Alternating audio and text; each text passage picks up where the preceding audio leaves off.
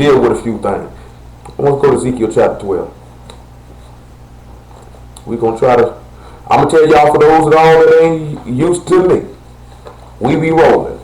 So what you going to need to do is, make sure you got something to mark that book. Because we going to roll now. We going to roll. I want you to look at Ezekiel chapter 12 and about verse 1.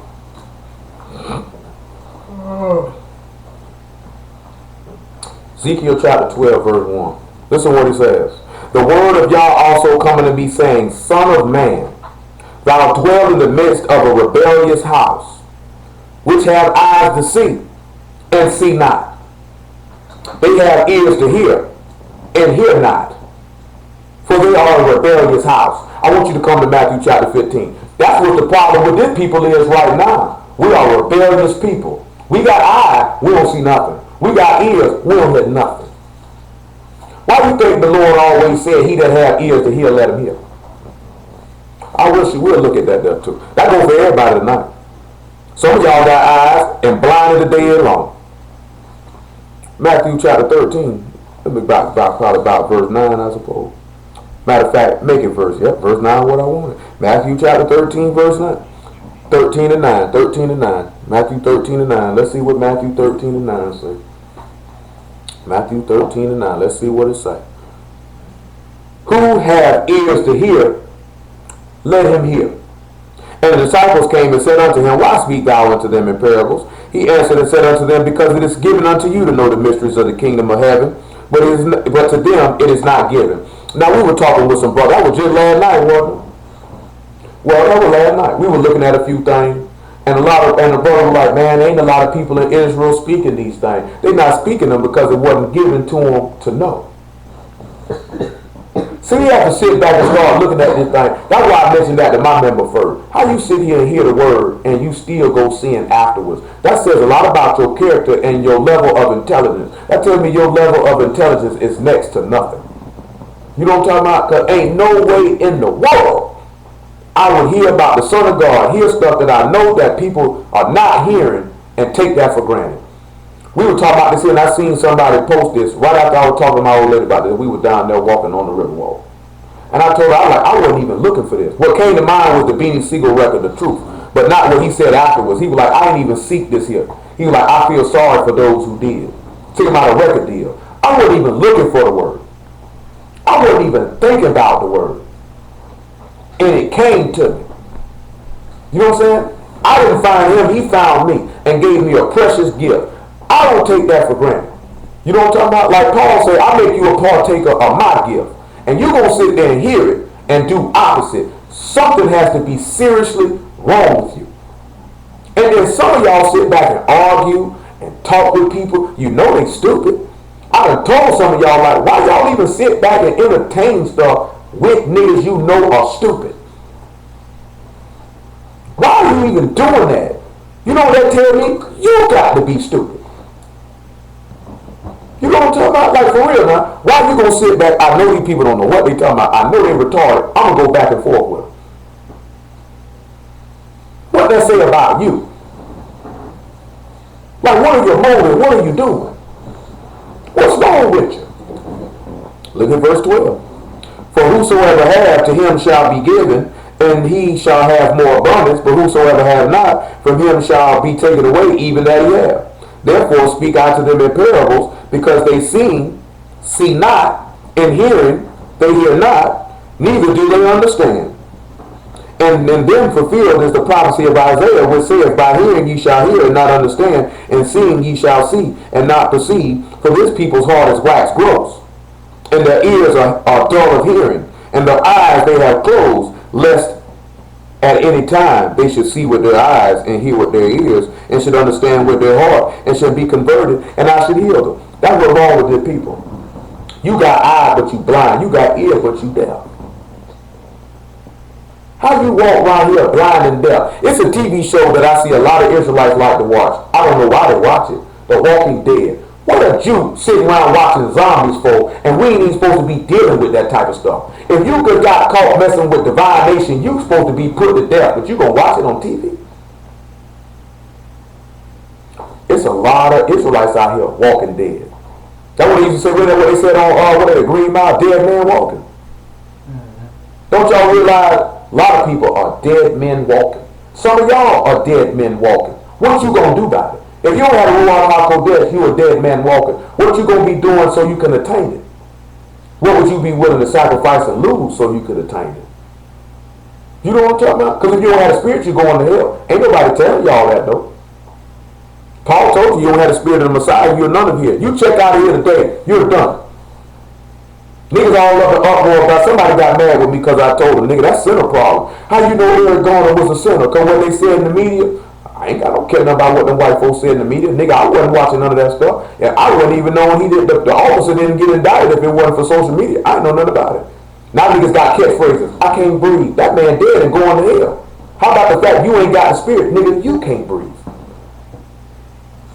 Then we read last week in Lamentation chapter 4, he said that, look at it, Lamentation 4 and 20.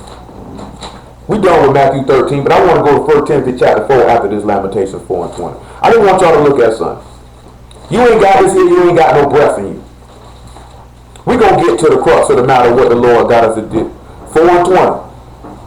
Come on now, y'all had to work with it. 4 and 20. 4 and 20. Let's go. Lamentation 4 and 20. Listen what he said. We just went over this. 4 and 20.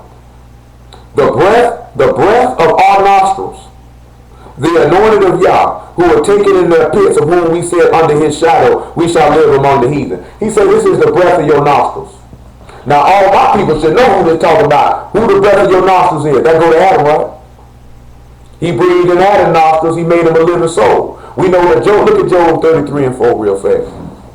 Then after that, we go look at John.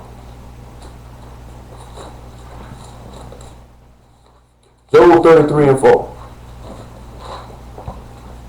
You gotta sit back and look at it now.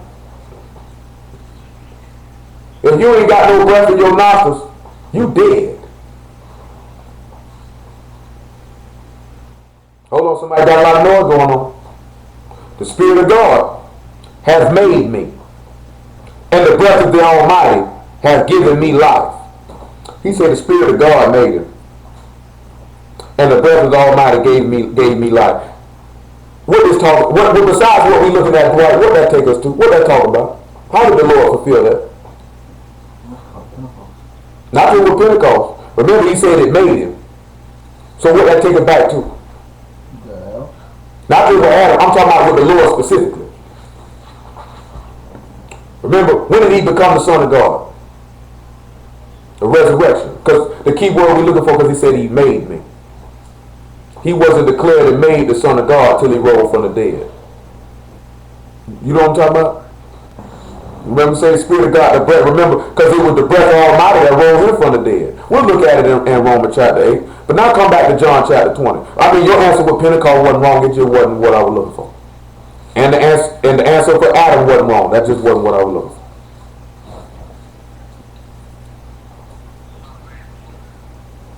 John chapter 20, verse 21.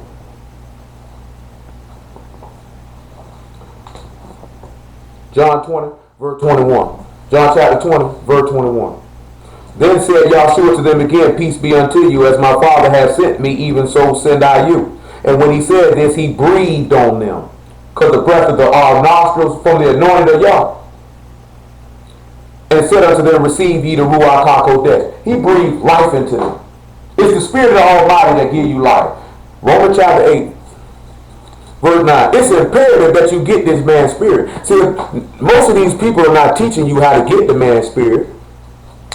We already know to get the man's spirit, you got to believe on him as the scripture has said, do your faith in him, that would sanctify you because you would set yourself apart by the word. But how you going to be able to do it when you ain't got ears to hear and you ain't got no eyes to see? Romans chapter 8, verse 8. Make it 6. Matter of fact, I prefer verse 5. Romans chapter 8, verse 5. For they that are after the flesh do mind the things of the flesh, but they that are after the spirit, the things of the spirit. Some of y'all wonder why you can't stop sinning, because you mind your flesh. You like the stuff, you like the feeling of the flesh. You like to dwell in it. That's why I be telling y'all certain stuff. I already know you be wanting to do certain stuff. You not prepared or ready for it because you carnal. You know what I'm talking about? Some of y'all coming in to where we dealing with meat, where y'all coming in at this here when y'all really need milk. Then I tell you the stuff that's lighter for you to digest is on these 3 pages for you to look at, so this stuff don't knock you for a loop. And some of y'all too lazy to go look at that. But you say you want to be saved though. I'm gonna tell you the other thing that hurt my nerve more than anything that some of y'all do. I ask y'all directly, do y'all have any questions? You niggas say absolutely nothing and then call me back either later on that day or later on in the week with a question when you knew you had that question right then. And that makes absolutely no sense. You know what I'm talking about? And you wonder why I be snapping when y'all do it. Cause I've been to, and don't I ask about 3-4 times a month? Don't I do that like 3, 4, 5, 6, 7, 8, 9, 10 times? Y'all show. And you just sit there quiet, looking crazy. Then you hit me up. So what does here mean? And I'll be like, nigga, I ought to elbow you in your throat. Don't mean I ain't gonna answer it. You know what I'm talking about? But I'm gonna let you know, I ought to elbow you in your throat.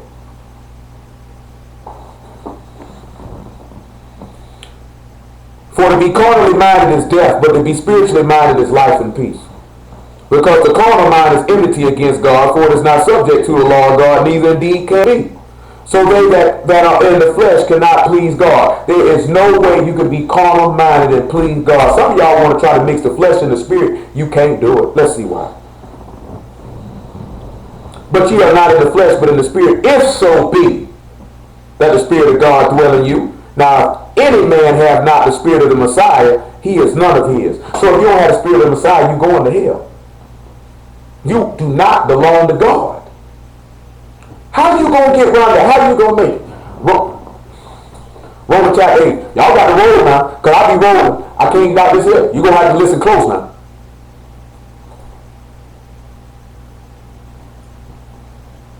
This is what he said. If the Messiah be in you, the body is dead because of sin, but the spirit is life because of righteousness. But if the spirit of him that raised up Yahshua from the dead dwell in you, he that raised up the Messiah from the dead shall also quicken your mortal bodies by his spirit that dwell in you.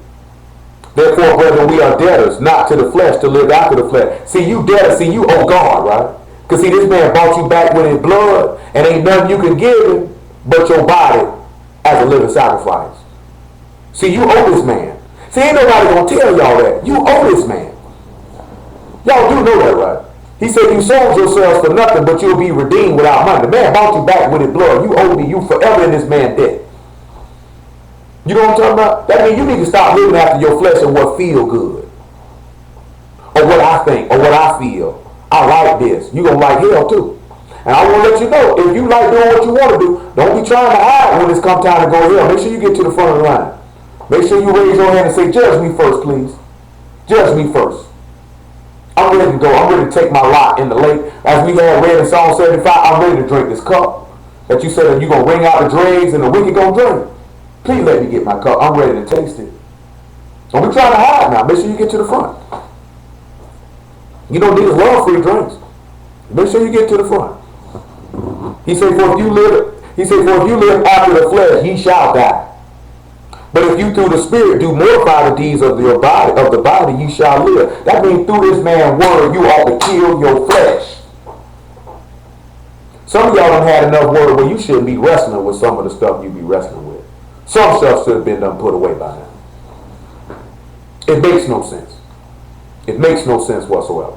You know what I'm saying? I'm going to be honest. It don't make no sense. But you see how that man say his breath, his spirit, that will give you life, right? So if you got a spirit in you, then you're not walking dead. Without it, you're walking dead. You're just waiting to cash out. See, these people not gonna tell you, man, this thing is serious. This thing is here serious. It don't make no sense to be playing with your soul and procrastinating with your life. Come on back to Ezekiel chapter 12. It don't make no sense to be playing with your life. Don't play with your life.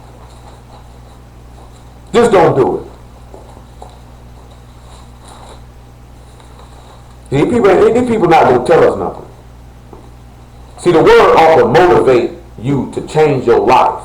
Not to put band-aids on stuff. Not to modify stuff or try to dig a hole and throw it in a hole and then cover it up like you done dealt with it. We in verse 3. Therefore, thou son of man, prepare thee stuff for removing, and remove by day in their sight. Thou shalt remove from thy place to another place in their sight. It may be they will consider, though they be a rebellious house. This man said you need to get your stuff for removing. You finna move, and you finna go from one place to another. It might be that these people might look and consider. Listen what he say. Then thou shalt bring forth thy stuff by day in their sight as stuff for removing, and thou shalt go forth at even in their sight as they that go forth into captivity. So then he said you're going to be captive. You're going to remove and go captive that these people might consider. So now we need to go look at Matthew chapter 26. Let's look at Matthew chapter 26. What we're going to sit back and look at is a lot of the stuff that happened to the Lord, guess what? The Lord turned around and let it happen to you. People always bring up that big deal. They brought us on a slave ship named Jesus. Of course they did. I'm going to show you why they did that. Them people didn't know what they were doing. I'm going to show you why they named it Jesus. You'll be like, well, his name ain't Jesus, his name Yahshua. Get caught up in all that stuff if you want. Then people letting you know. We're going to let you know who did this to you. You took me into captivity. I'm going to take you niggas too. Matthew chapter 26. I won't probably die. Where I'm at? I'm in the wrong page. Come on around here to verse 19. We got to establish that it's even. The disciples did as Yahshua had appointed them, and they made ready to Passover. Now when the even was come, he sat down with the 12. And as they did eat, he said, truly I say unto you that one of you shall betray me. So we know he's going to get ready to get taken into captivity. So let's go around here to verse 45. Let's look at something he said. Then we're going to look at Deuteronomy 32. I'm going to show you something now. I'm going to show y'all something. The man sat back and told you, see, y'all thought, oh, the Jews killed Jesus. We ain't got nothing to do with that. You wonder why the stuff that happened to you happened to you. Because the same stuff you did to him, he doing it to you. And that you might consider, and you still ain't considering because you ain't got eyes to see nor ears to hear. Then come he to his disciples and saith unto them, sleep on now. Take your rest. Behold, the hour is at hand that the Son of Man is betrayed into the hands of sinners. Rise, let us be going. Behold, he is at hand that doth betray me. So he said that the children, that Yahshua would be going into the hand of sinners, right? So let's go look at Deuteronomy chapter 32. See, I'm going to put my son in the hands of sinners, right? So now when we sit back and we look at Deuteronomy 32, I had a nigga once tell me the verse we finna read was talking about Israel. I said, you gotta be smoking dope. I'm gonna tell you something. Stupidity is a terrible thing. It's a terrible thing. Deuteronomy 32. I want you to look at about verse 16. Deuteronomy 32. Verse 16.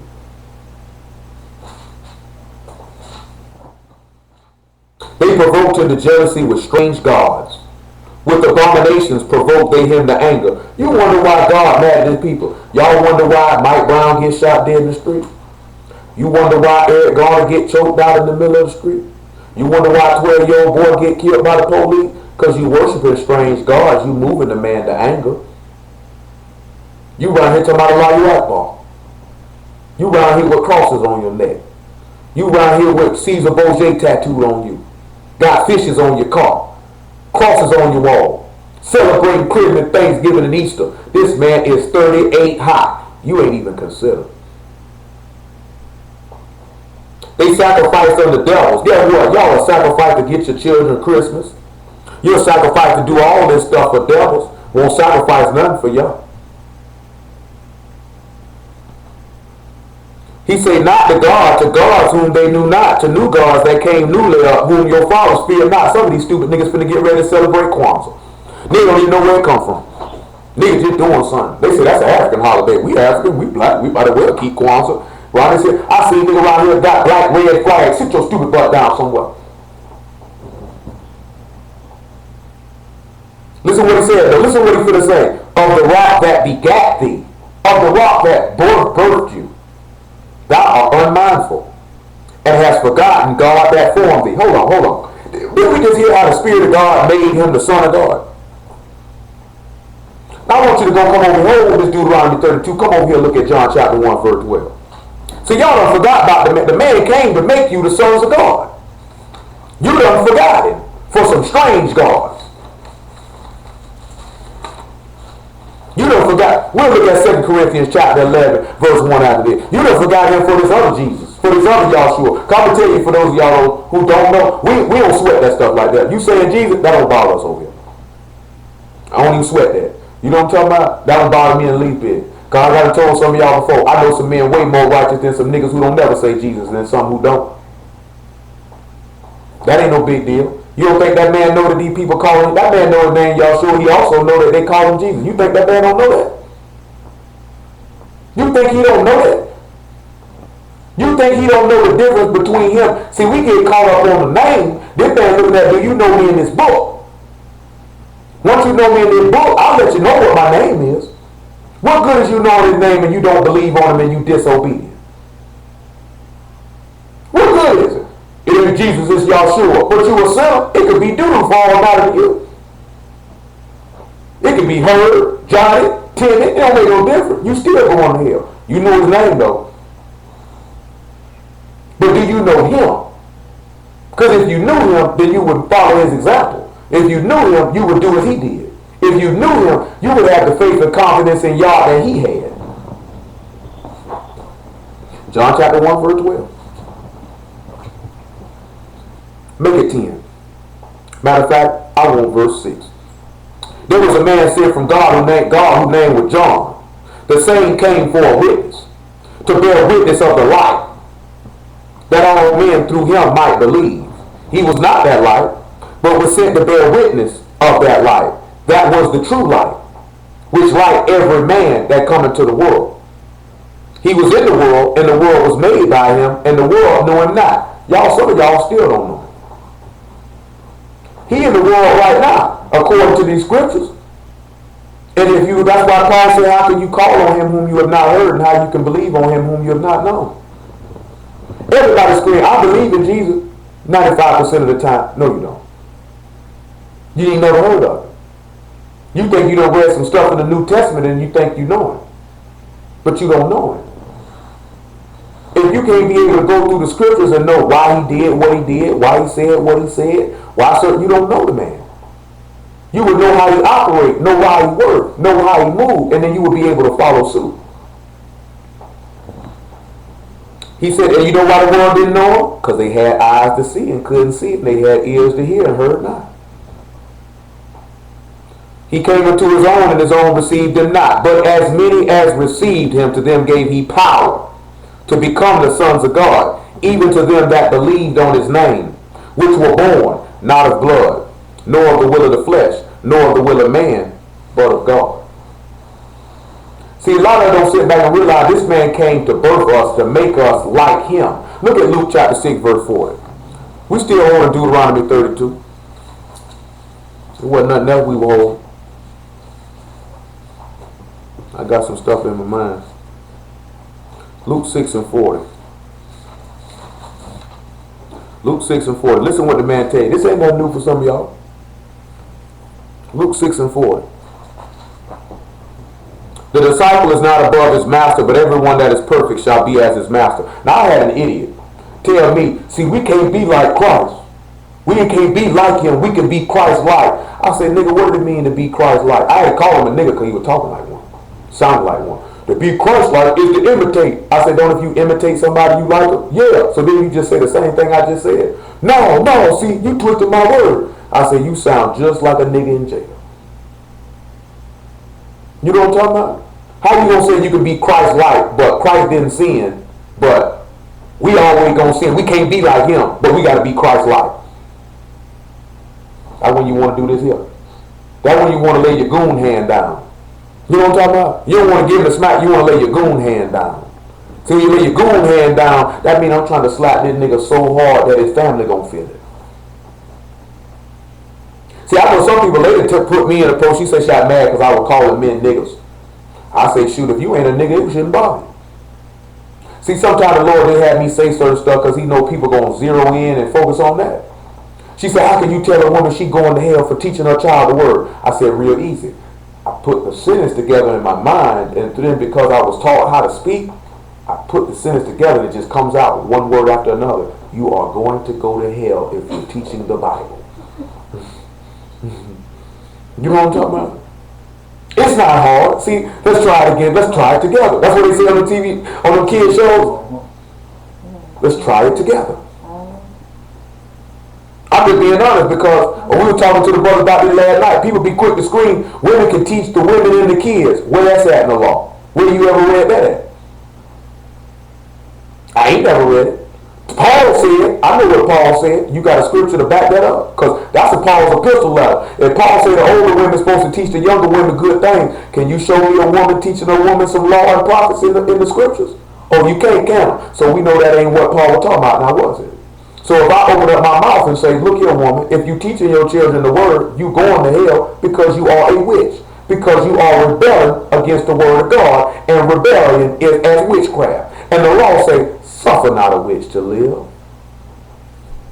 So when I make this judgment, I'm making this judgment based on the law and based on the word. Not because of how I feel. I personally don't care if you want to teach your kid whatever you want to teach them. But if God says you can't teach nobody no word, don't do it. Why you don't want to seek out this? These women number one excuse. The men ain't stepping up. So that means you supposed to jump up and do something you ain't supposed to do. So that's your dress. So that's what you're going to tell the Lord when you say, well, why did you do this and I told you not to do it? Well, the men wasn't stepping up. Well, step up, and walk off in their lake. Tell me how you like frying worms. You have to sit back and look at that. You have to sit back and look at that. Ain't nobody going to tell you that if you got a problem with women. I got a problem with sin. That's what I got a problem with. If it's sin, it's sin. I'm not here to please men. I'm here to please God. I don't care if you don't like it. I really don't. You got a problem with the Lord. You ain't got a problem with me. I'm going to keep living my life. I'm going to keep doing me. I'm going to keep following the Lord. You don't like it? Take it up with him. Let me know how it works out for you. No? Now, how long we been sitting around here and we haven't been mindful of the man who begotten us? See, come on back to the Hebrew chapter 10. Hebrew chapter 10. About verse 19. Matter of fact, make it 16. Hebrew 10 and 16, and we come back to do it. See, we done forgot the man that birthed him, so he got to do stuff to get our attention. We don't sit back and realize this here. He killing us for you to consider. You in captivity for you to consider. But you seeing our people get killed, but you not seeing. You hearing how these people feel about you, but you not listening. This is the covenant that I will make with them after those days, saith y'all. I will put my laws into their hearts, and in their minds will I write them. And their sins and iniquities I will remember no more. Now the remission of these is, there is no more offering for sin. Having therefore, brethren, boldness to enter into the Kodesh by the blood of Yahshua, by a new and living way, which he have consecrated for us through the veil, that is to say his flesh, and having a high priest over the house of God, let us draw near with a true heart, in full assurance of faith, having our hearts sprinkled from an evil conscience, and our bodies washed with water. The reason why we read that he said a new and living way, because he said he begat us, right? And you know when a baby is born, that's a what? A new creature. 2 Corinthians 5 tells us what? Those who are in the Messiah, old things are passed away. You are a new creature. Because guess what? When that baby comes, that's a new creature. He's new. Been born. He's not going to forget his daddy. He's not going to forget his mama. But see, we've been born to Yahshua. We done forgot it. We done forgot it. And then we had a nerve to say, well, if he our daddy, why he don't stand up and fight for us? Why would I fight for you? You don't do nothing I tell you to do. See, we wonder, we cry to him, he don't do nothing for us. God don't hear the prayers of sinners. Then we just deal with last week about your prayer and abomination when you turn your ear from the law. See, a lot of Israelites look at it, oh, if I tell you don't eat pork. Oh, see, your prayer an abomination. But see, your prayer really an abomination when you turn your ear away from the Son. And we looked at that last week, didn't we? Well, it's here because he the law made flesh. So when you don't want to hear his voice, and you don't want to follow him, and you don't want to see him in the book, that's what make your prayer offensive. You know what I'm talking about? Because you're not looking to the Son. Y'all don't want to do what you want to do. Come back to Deuteronomy 32. You wonder why he forgot us, because we don't forgot him. Why would he remember us? We ain't got a heart to stir up to go back to God. We want to fight for ourselves. We need to fight fire with fire. We need to go to these people. You need to go to your God. Nigga asked me, talking about, I'm tired of marching. I wouldn't be marching anyway. You know what I'm talking about? Ain't gonna do nothing but march to the gym, march to the dinner table. Shoot. I went to Copeland's today with Moses. I ain't never been there before. They proved pretty good. You been there before? Yeah. I ain't never been there before. It was all right. They got some biscuits. Biscuits tasting just like Popeye too. No, there was some Cajun people. I gotta go back there. That food was all right. I ain't tell you no lie. You know what I'm talking about? Shoot, I ain't tell you no lie, man. You know we got that Cajun stuff in us now. You know the Cajun food. You know they had that marination in there, man. That stuff had that little kick to it. Don't be spicy, but had that kick to it. You know I don't go out and eat like that. I'm looking for somebody who cooking. I'm trying to slide to somebody else get me a plate. Shoot, you got to pay $10 around here for no plate. You cook, son? I'll be riding in a little bit. And that what you used to do? What? Call somebody up. You cook, son? I'll be riding in a little bit. I cook. Now what we used to do? Who cook? I'll be riding in a little bit. I like home cooked food, man. I ain't tell you no lie. Verse 19. Yes, sir. Deuteronomy 32, verse 19. He said, when Yah saw it, he abhorred them because of the provoking of his sons and of his daughters. Say he hated them when he seen you that you done forgot me and served these other gods. And he said, I will hide my face from them. I will hide my face from them. I will see what their end shall be. For they are a very froward generation, children in whom is no faith. That man said, I'm going to hide my faith from them. I'm going to see what's going to happen to these niggas. He said, this is a rebelliously contrary people. They don't believe in me. 2 Corinthians chapter 3, about verse 11. That's what's wrong. Why do you think you niggas want to fight? Y'all even sat back and consider. God done turned his face from it. He going to see what you're here. I'm going to see what you're going to be able to do without me. Because you steady bumping me. You steadily contrary. You don't believe in me. I'm going to see what your end going to be. 2 Corinthians 3 and 11. Make it about verse 12. 11 is good. 11 is good. He said, for if that which is done away was glorious, much more that which remained is glorious. Seeing then that we have such hope, we use great plainness of speech. See, we got great hope in the Son. That's why we just keep it, make it plain. Ain't that what they say the old man say in the church? Make it plain. We just gonna make it plain. And not as Moses, which put a veil over his face, meaning he hid his face from him, right? That the children of Israel could not steadfastly look to the end of that which is abolished, but their minds were blinded until this day. Remain the same veil untaken away in the reading of the Old Testament, which veil is done away in the Messiah. But even unto this day, when Moses is read, the veil is upon their heart. Nevertheless, when it shall turn to the Lord, the veil shall be taken away. This man sit back and turn his face to you when you turn your faith to him. He'll let you see him then. But you steady worshiping other gods. And y'all know how it is to worship other gods, now sacrifice other gods, because when you stubborn, you an idolater. See, your own God is, like Paul said, your God is your belly. You buying earthly things. See, some of y'all, you your own God. Because I can tell you not to do stuff, I can tell you to wait on stuff, and you still want to do what you want to do because you your own God. You don't trust the judgment of the man of God. You don't trust God. You your own God. You say, I'm going to do what I want to do. I don't care what that nigga say. Just like Israel. Just like Israel. That's why he said, they eyes still blinded. You got eyes, but you can't see.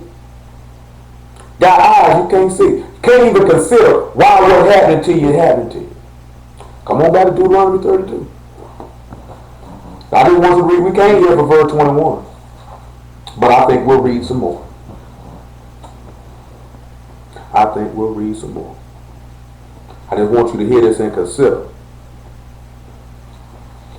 They moved me to jealousy. Deuteronomy the 32nd chapter, the 21st verse. He said, they moved me to jealousy with that which is not God. They have provoked me to anger with their vanities. I will move them to jealousy with those which are not a people. I will provoke them to anger with a foolish nation. Just like the Son of Man was put into the hands of sinners, you got put into the hands of sinners. Don't you even sit back and look at it, that he just said that they provoked me to jealousy with that which is not God, so I provoked them to anger with a foolish nation. Sat back and delivered the Son to a foolish people. So maybe they'll get angry that I'm killing their king. They didn't consider. They didn't consider. Then what else he say? My four fires kindled in my anger and shall burn into the lowest hell, and shall consume the earth with her increase, and set on fire the foundations of the mountains. I will heap mischiefs upon them. I will spin my arrows upon them. Didn't much trouble hit Yahshua? Didn't we just read a couple weeks ago, a just man falls 7 times, how the people quick feet was quick to run the mischief? They heap mischief upon him. It's only right he heap mischief upon us. They say, I'll send my arrows upon him. Then we read how they hit Amasa in the side. Then they hit Yahshua in the side. It's only right he had them people shoot you down. You shot him down. How many of y'all ever looked at it and thought about it that way? The very things you did to the Son is being done to you, that you might consider. He said, they shall be burnt with hunger and devoured with burning heat and with bitter destruction. I will also send the teeth of beasts upon them and the poison of serpents of the dust, the sword without and terror within. You heard what he said? The sword without and terror within shall destroy both the young man and the virgin, the suckling also with the man of gray hairs. What y'all think that means, the sword without and the terror within? What y'all think that means? Huh?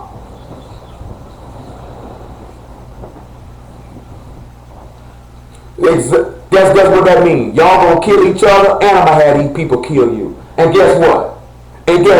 Let's look at Matthew chapter 16. Hold Deuteronomy 32. He said, remember we just read John 1, he said he came into his own received him not. He said the sword without and the terror within. So let's look at Matthew chapter 16. Let's see what's going on. Matter of fact, go to John 19. That's better. John chapter 19, verse 9. That's better. Then what? You want to, because you know a lot of people saying, why y'all get upset by the police killing you, but you ain't upset about black on black crime. Well, the Lord just told you, I'm going to have these Gentiles kill you, and you're going to kill each other. Man already told you what was going to happen. You didn't consider it, though. John chapter 19. Somebody got static going on. Verse 6. Somebody got to do something with it. I can't work under these conditions. Hey, it's weird though. Somebody in the hand, they got something going on now. Nigga, sound like your TV don't went out. Come on now. Y'all got to be more diligent, pay attention what's going on. I'm working right now. This ain't for no fun. When the chief priest therefore and officer saw him, they cried out, saying, Crucify him, crucify him. Pilate said unto him, Take ye him and crucify him, for I find no fault in him. The Jews answered him, We have a law, and by our law he ought to die, because he made himself the Son of God. When Pilate therefore heard that saying, he was more afraid. And when he went to the judgment hall and said unto Yahshua, Whence art thou? But Yahshua gave him no answer. Then said Pilate unto him, Speak thou not unto me? Know thou not that I have power to crucify thee and have power to release thee? Yahshua answered, Thou could have no power at all against me, except it were given thee from above. Therefore he that delivered me unto thee had the greater sin, got the sword from without and terror from within. It was his own people that did him in, and it was somebody from without that killed him. Don't look at John chapter 18. He told the disciples in Matthew 16 the Gentiles was going to be the one that killed him. Psalm 2 says, Why did the heathen rage and the people imagine a vain thing? Hey, somebody tighten up. Yeah, verse 30, 29. Well, actually 28. I gotta tighten up now. There's other people here, they can't hear over that.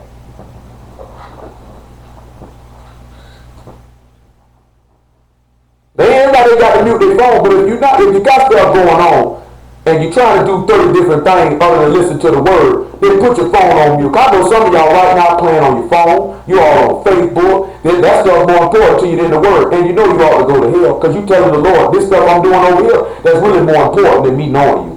There you go.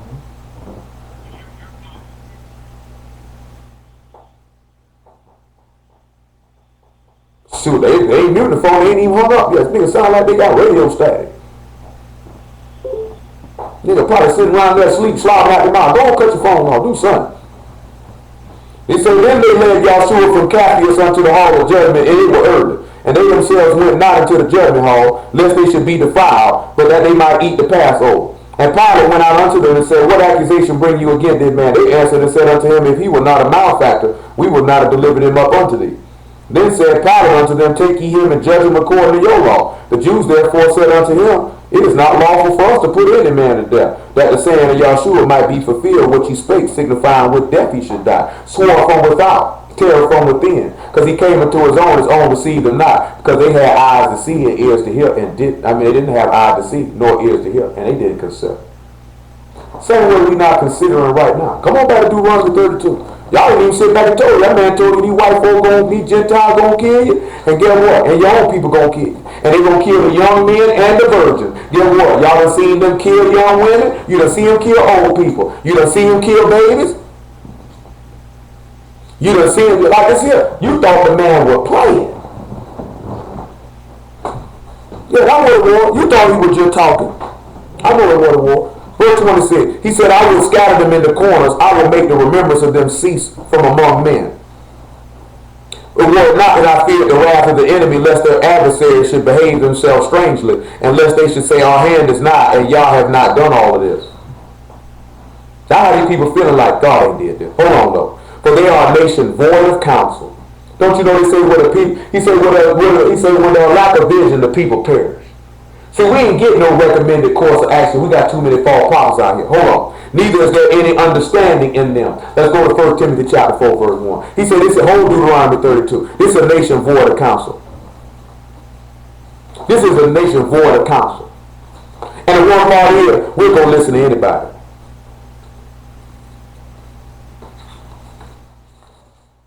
They said, they don't even just screw Al Sharpton, because niggas ain't listening to Al Sharpton. They ain't even listening to him. They didn't even know who they is. Nigga just sit back and listen to a nigga on the call. Nigga sit back, hold on, wait a second. It's 2 Timothy chapter 4 I want. 2 Timothy chapter 4. Nigga just sit back and listen to the nigga on the corner with a loudspeaker. Nigga listen to nigga sit back and say, that brother who be at the bus terminal, he be dropping some real knowledge. I'm gonna listen to him. Nigga taking counsel from Steve Harvey. How could a nigga been divorced 3 times gives you relationship advice? Nigga said, how can he tell you to be able to make sure your wife don't leave you? His wife done left him 2 times already.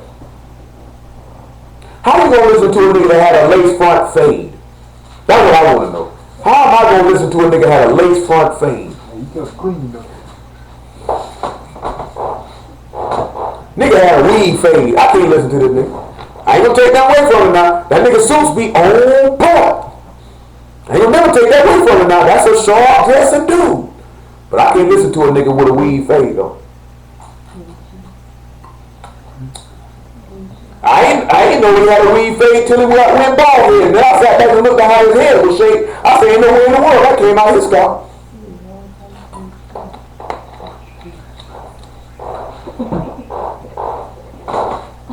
Didn't it though? He said you went from a high top fade to a bald scalp.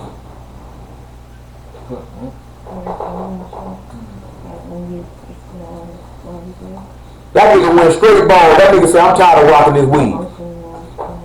Rocks on there. 2 Timothy chapter 4 and 1. I charge thee therefore before God and the Lord Yahshua the Messiah, who shall judge the quick and the dead at his appearing in his kingdom. Preach the word.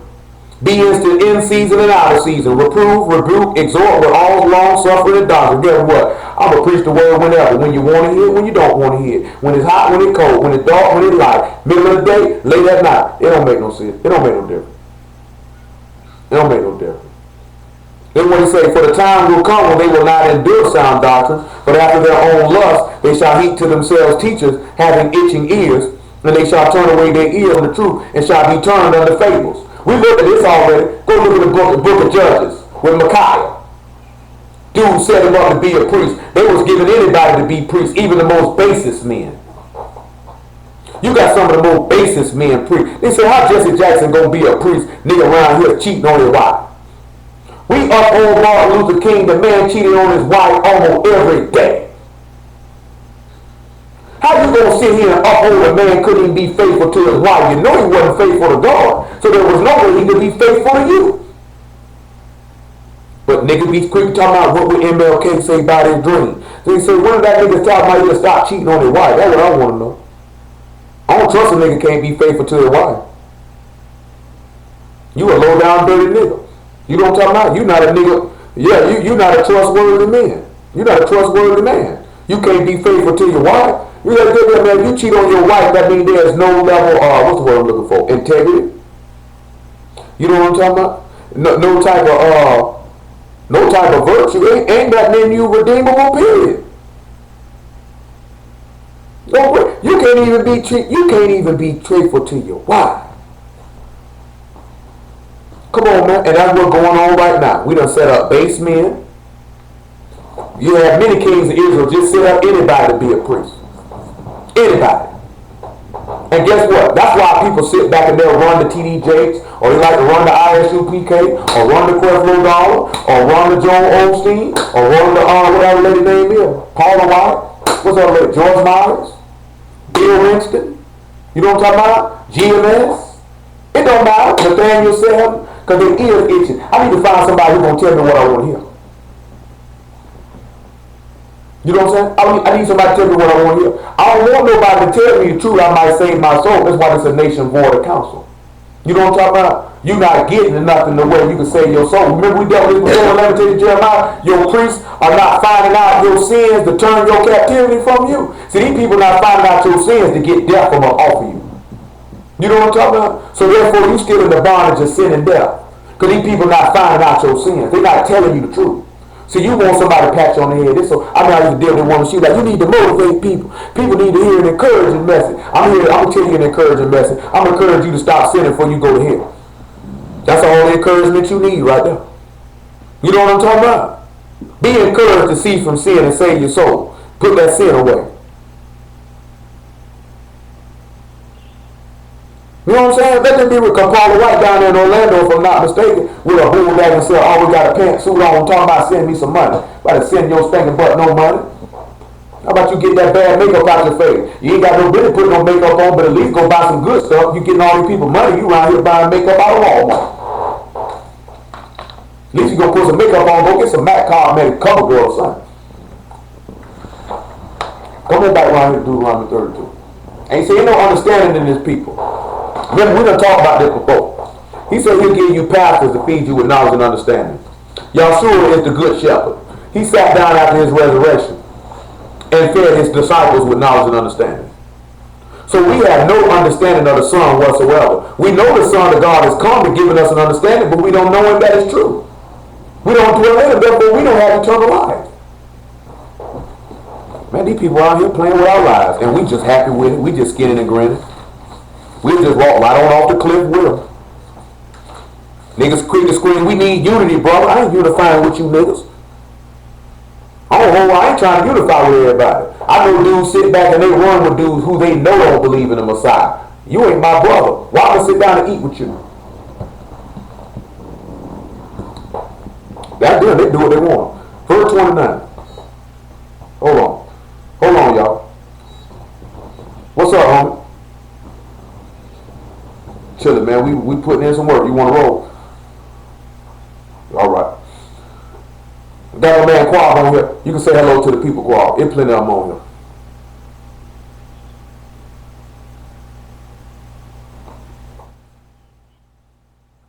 So let's look at verse 29 now.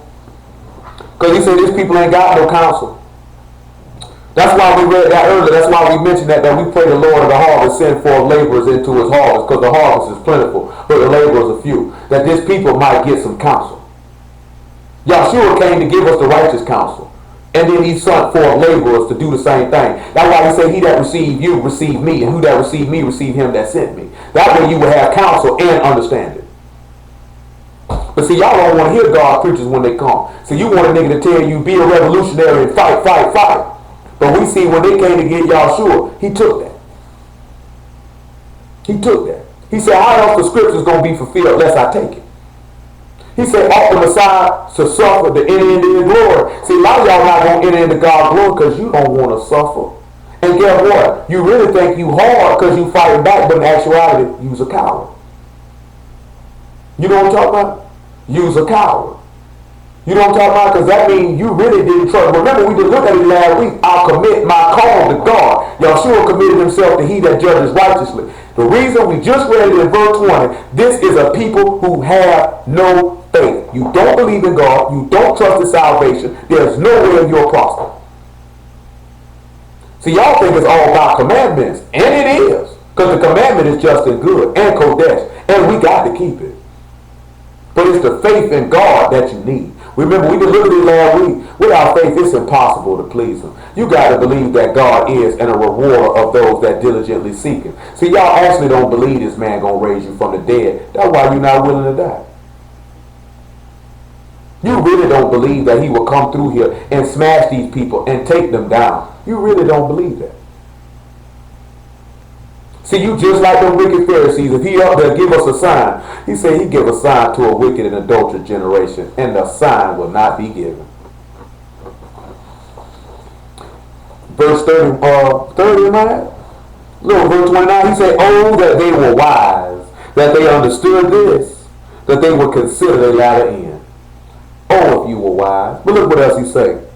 How should one chase 1,000, or two put 10,000 to flight, except their rock sold them and Yah had shut them up? What that tie into to what we just read? We already read it. Y'all should know we already read it. Huh, boy? You got an idea? He said, how should one chase 1,000 and two put 10,000 to flight, except their rock sold them and Yah shut them up? A great multitude came to get Yahshua, and the disciples fled. Remember, Yahshua said, you wouldn't have no power at all over me except it were given you from heaven. How else would I be sold to be able to, because didn't they sell Yahshua out for 30 pieces of silver? Listen what he said now. How should one chase 1,000 and two put 10,000 to flight, except their rock sold them and Y'all shut them up? So how do you think them little bit of white folks was able to snatch you and put you on slave ship and make you run like that? Except Y'all sold you. Guess what? You sold Yahshua out for some money and a multitude chased him. So guess what? I'm going to sell you out for some money and a multitude going to chase you.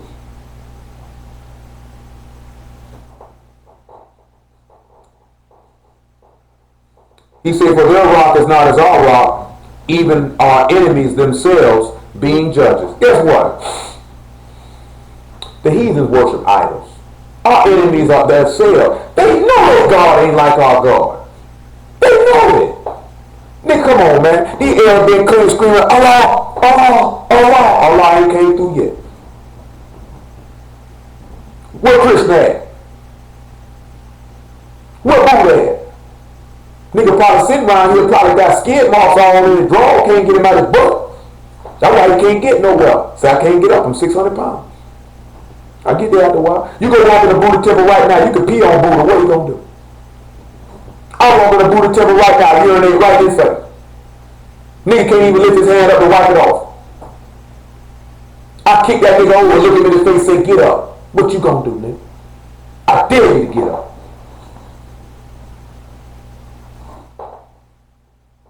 Man, say our enemies ourselves, they know that God ain't nothing.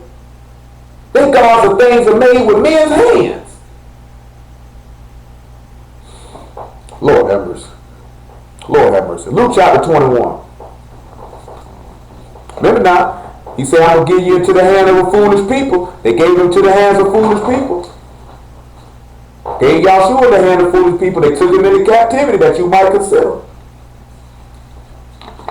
Let's see what Yahshua said will happen to you. Luke 21. After that, then we'll look at some of these things in Deuteronomy 28. Maybe look at some of these things in Job chapter 9. I'm just getting warmed up. Everybody all right? Luke chapter 21, about verse 22. Verse 22. 21 and 22. These say, then let them which are in Judea flee to the mountains. Let them which are in the midst of it depart out, and let not them that are in the countries enter therein too. For these be the days of vengeance, that all things which are written may be fulfilled. I want to ask y'all a question. Anytime we were finna get ready to go in captivity, how many times did y'all tell the people to fight these people when they come to get you? He never did it. He didn't tell them when they were going to Babylon. He didn't tell them to fight. He told them, you surely going. Matter of fact, hold what you got. Jeremiah 29. Let's see what he told them to do. Jeremiah chapter 29. Let's just see what he told them to do. Jeremiah 29 and verse 1. Let's just see what he told them to do. I have no idea what he could have told them to do, but we're just going to read. Let's just see what y'all told him to do.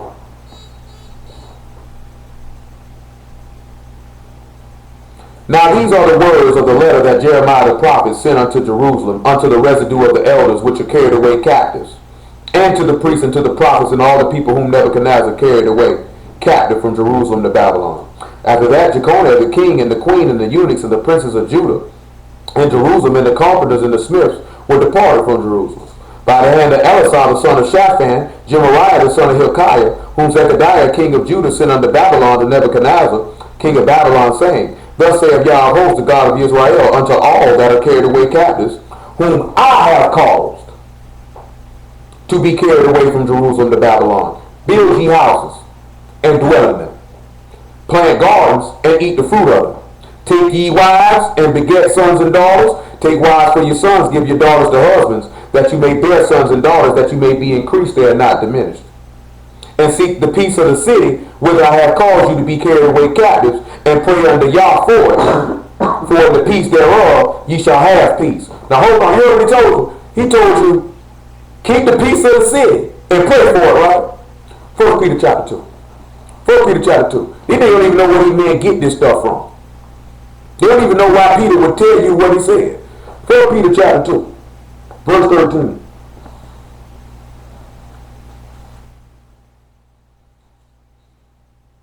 Make it verse 11. Dearly beloved, as I beseech you as strangers and pilgrims, abstain from fleshly lust which war against the soul. See, we strangers and pilgrims. So we need to learn that we need to abstain from fleshly lust. That our desire to want to avenge our people for what they're doing is a natural feeling. Ain't nothing wrong with that. Don't get it twisted. Ain't nothing wrong with having anger and you want to do something about what these people doing to us. Because by no means don't ever think in your brain that we absolving what these people doing, that we condone what these people doing. We know why they doing it, but see, we going to look at something that go along with that too. These people going to get what's coming to them. Their feet will slide in due time. They're going to pay for every black male they castrated. They're going to pay for every black woman's stomach they beat for that baby to fall out of her womb. They're going to pay for every black man they hang. They're going to pay for every black man they burn. They're going to pay for that.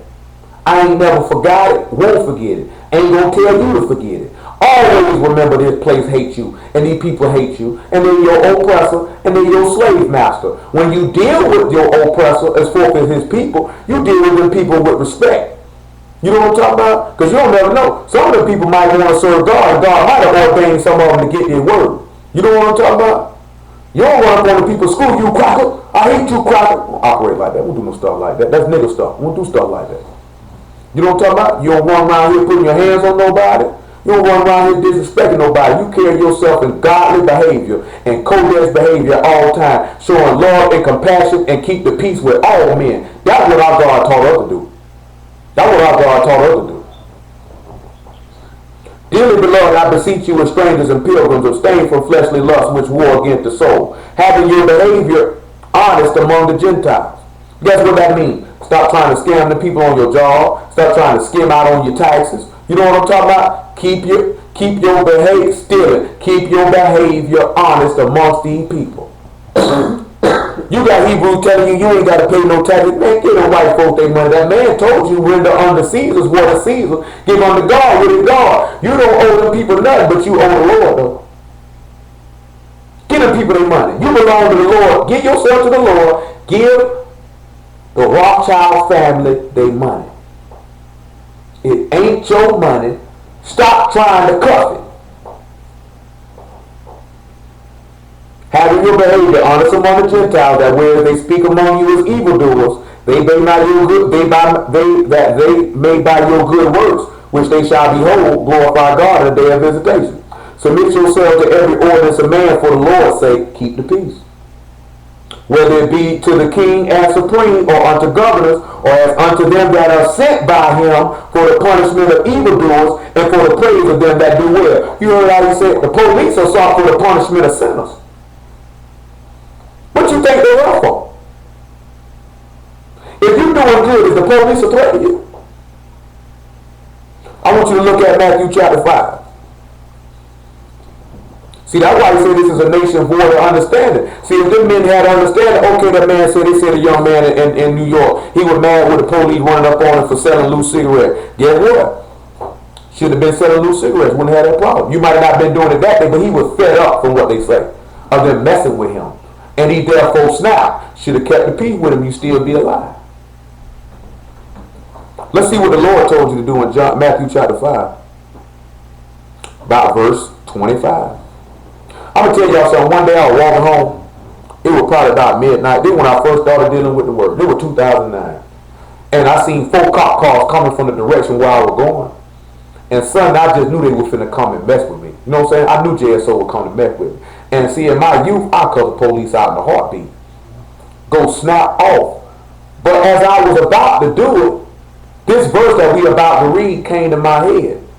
You know what I'm talking about? Like, I didn't hear Matthew 5:25. I heard the exact word of what we finna read. And when I sat back and heard it, I said, I know that the Lord talking to me right now. And he telling me, nigga, shut your mouth, or you going to jail. Or you could get beat up and you still going to jail. So let's see what he says. Agree with thy adversary quickly while thou art in the way with him, lest at any time the adversary deliver thee to the judge, and the judge deliver thee to the officer, and thou be cast into prison. The Lord had already told you how to deal with these people. The police come to you, carry yourself with humility, agree with them quickly so you can go your way. We already know that man says that he's, look at Peter again. Look at 1 Peter chapter 2 again. Verse 14. Or unto governors, as unto them that are sent by him for the punishment of evildoers, and for the praise of them that do well. For so is the will of God that with well doing you may put to silence the ignorance of foolish men. You're not going to put to silence these people with riding. We're going to put these people to silence by obeying God's word. But these Hebrew niggas will tell you that's the coward role. So you just call God a coward. He the one told me to do it. And we got law and prophet to back it up. You just heard thus saith Yahweh, seek the peace of the city. I don't know where these people come from. Listen what he say. As free, not using your liberty for a cloak of maliciousness, but as the servants of God. Honor all men, love the brotherhood, fear God, honor the king. Just give these people words. Let us look at Jeremiah 29 one more time. Just one more time. I didn't want to make sure that Jeremiah words are not mine. That's all I want to know. I didn't want to know who said this. I want to make sure that Jeremiah said, that y'all said this. That nigga ain't just saying, I'm twisting stuff. I'm just saying this here because I'm soft. But guess what? If these niggas really want to ride, I've been ready to ride since 1997, nigga. That's real. But I know niggas ain't go. I already know these niggas not going to ride. These niggas just going to whine and complain like women. And talk about what they going to do and ain't going to do nothing. You know what I'm saying? I ain't never been one to want to hurt my own people. But if my people were willing to ride, you know, I was young, I ain't had no good sense. That's why I was willing to cut the police out. Oh, these niggas want to make something happen. We can make something happen. It whatever. Even when I was in prison, I had a 5-year bid. But if them boys really wanted to pop something off, I was willing to turn them 5 into an elbow. For y'all that don't know what an elbow means, that's a life sentence. If them boys were really ready to ride and really do something, I was going to ride with them just because these my people. They fed up, I'm fed up with you. It's nothing. You know what I'm saying? But I know these niggas just be talking. Man, a lot of these niggas ain't going to do nothing. They ain't going to do nothing. And some of y'all just stupid enough all for the tough talk. Oh, we need to get some weapons. If Marcus Garvey was here, we be patrolling our own street. If Marcus Garvey was here, he would be doing the same thing he was doing then. Niggas ain't stupid. These niggas ain't stupid. Man, I tell you, Marcus Garvey was a smart man. That man ain't stupid. You ain't finna sit here and go to war with the people that got a military. Nigga, you ain't got enough bullets to fight these people. You gotta buy your bullets from them.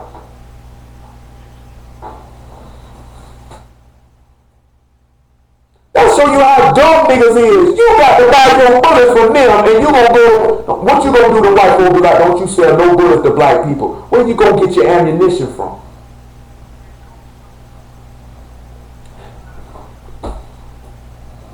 These people got ammunition for days, yeah. Oh, he said that in the song. He said, man, while you niggas ran there, he said, while you ran raving about gas, nigga, they made them gas. They got some stuff that'll blow out your back from where they stay at. I already told you, these people got drones, man. Y'all sit back and you watch these people shoot these people in Afghanistan and Pakistan. Ain't nobody in that plane. These people got aircraft carriers where they can lob missiles and take you out when they get ready. What you gonna do? Shoot it with an AK-47?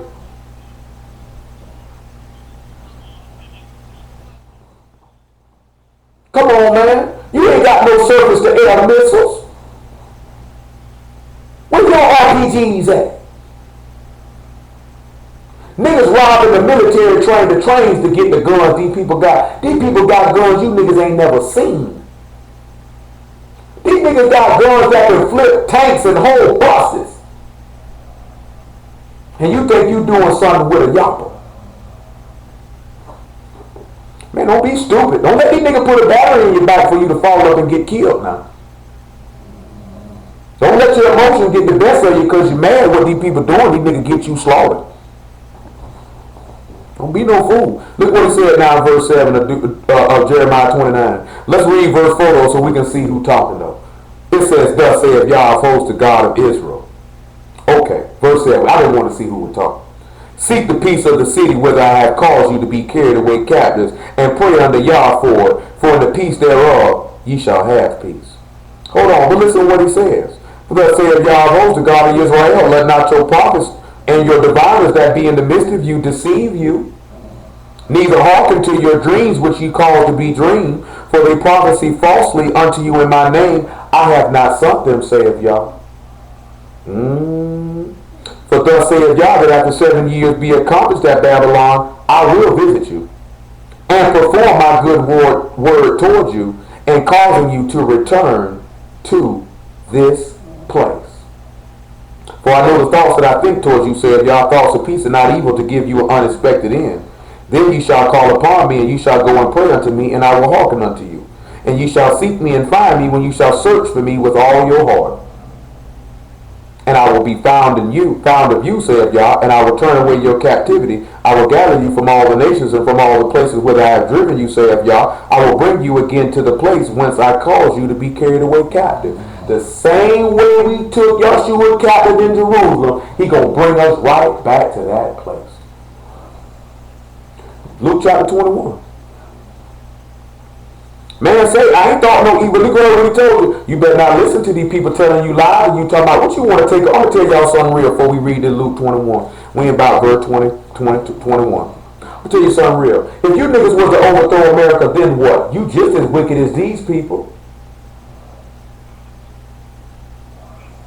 You gonna do this. You gonna do the same stuff they were doing. And then get what? And all our people don't serve y'all. So if you gonna say you gonna institute the word as the law of the land, what you gonna do when a nigga sin? You ain't gonna be. We don't want to kill our own people. Books say kill that nigga though. Huh?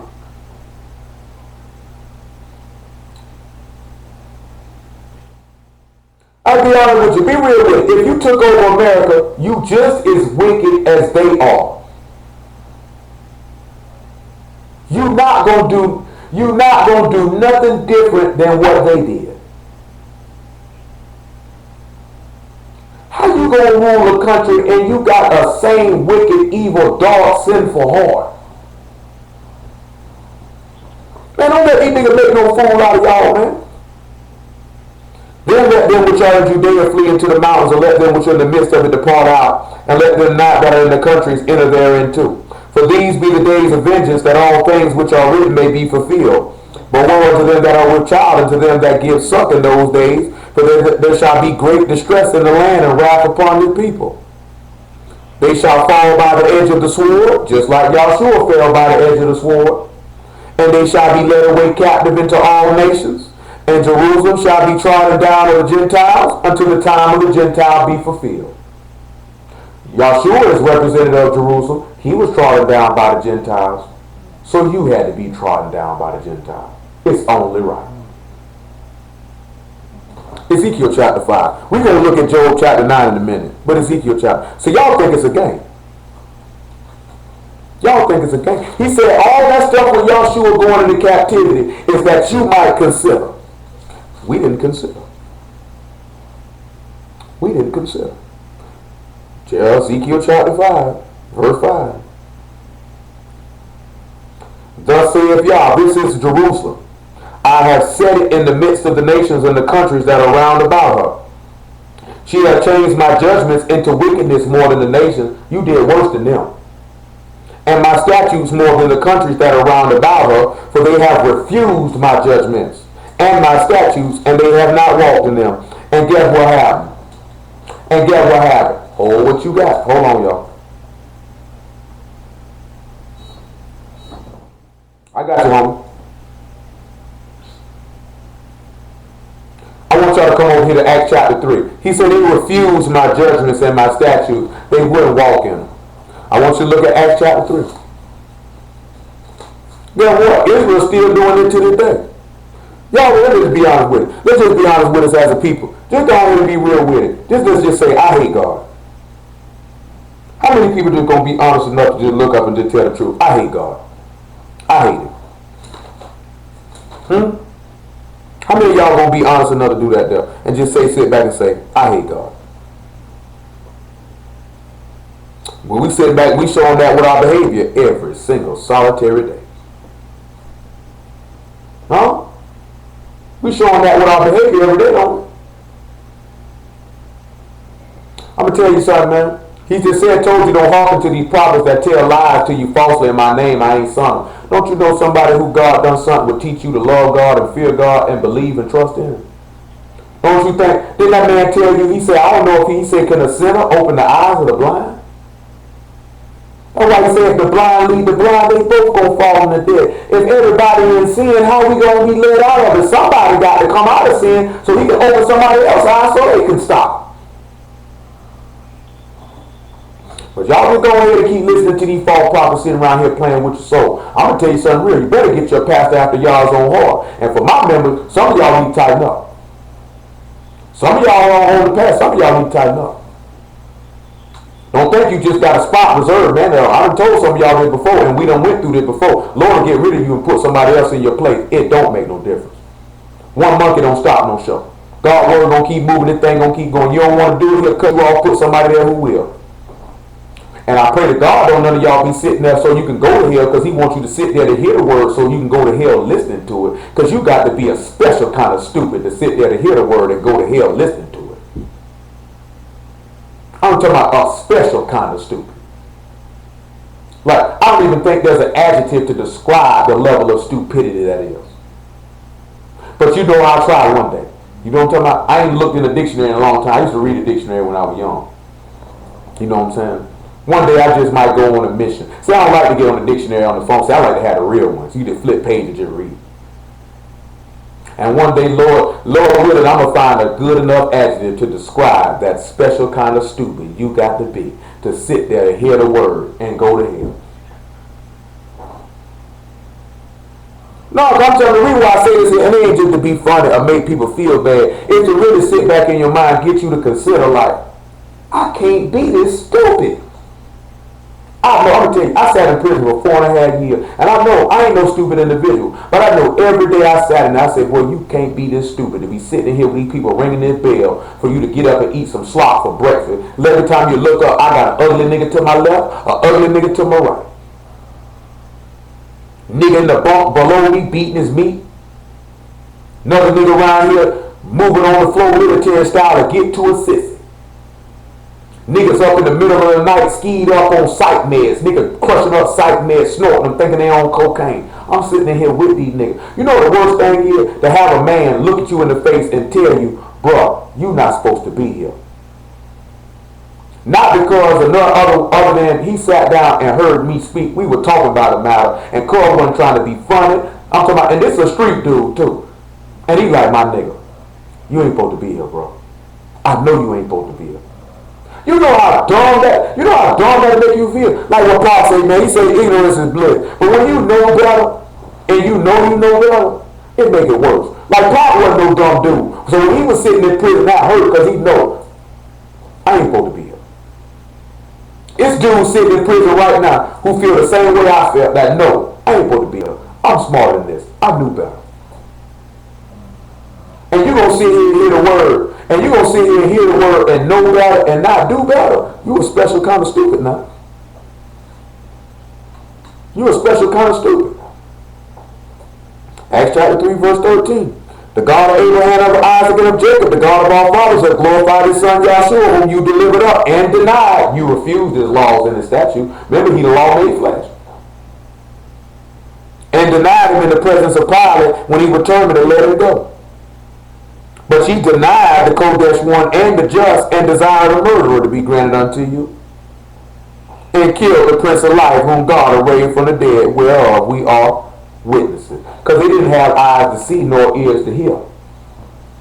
See, we doing that now. We refusing the man now. That man told you, I set before you life and death. Therefore choose life. We not choosing the son. We not choosing that. We choosing the murder, choosing Satan, choosing death. Look how he said, look at Barabbas was a murderer, right? He said Satan was a liar and a murderer. A murderer. You choosing sin. You choosing the devil.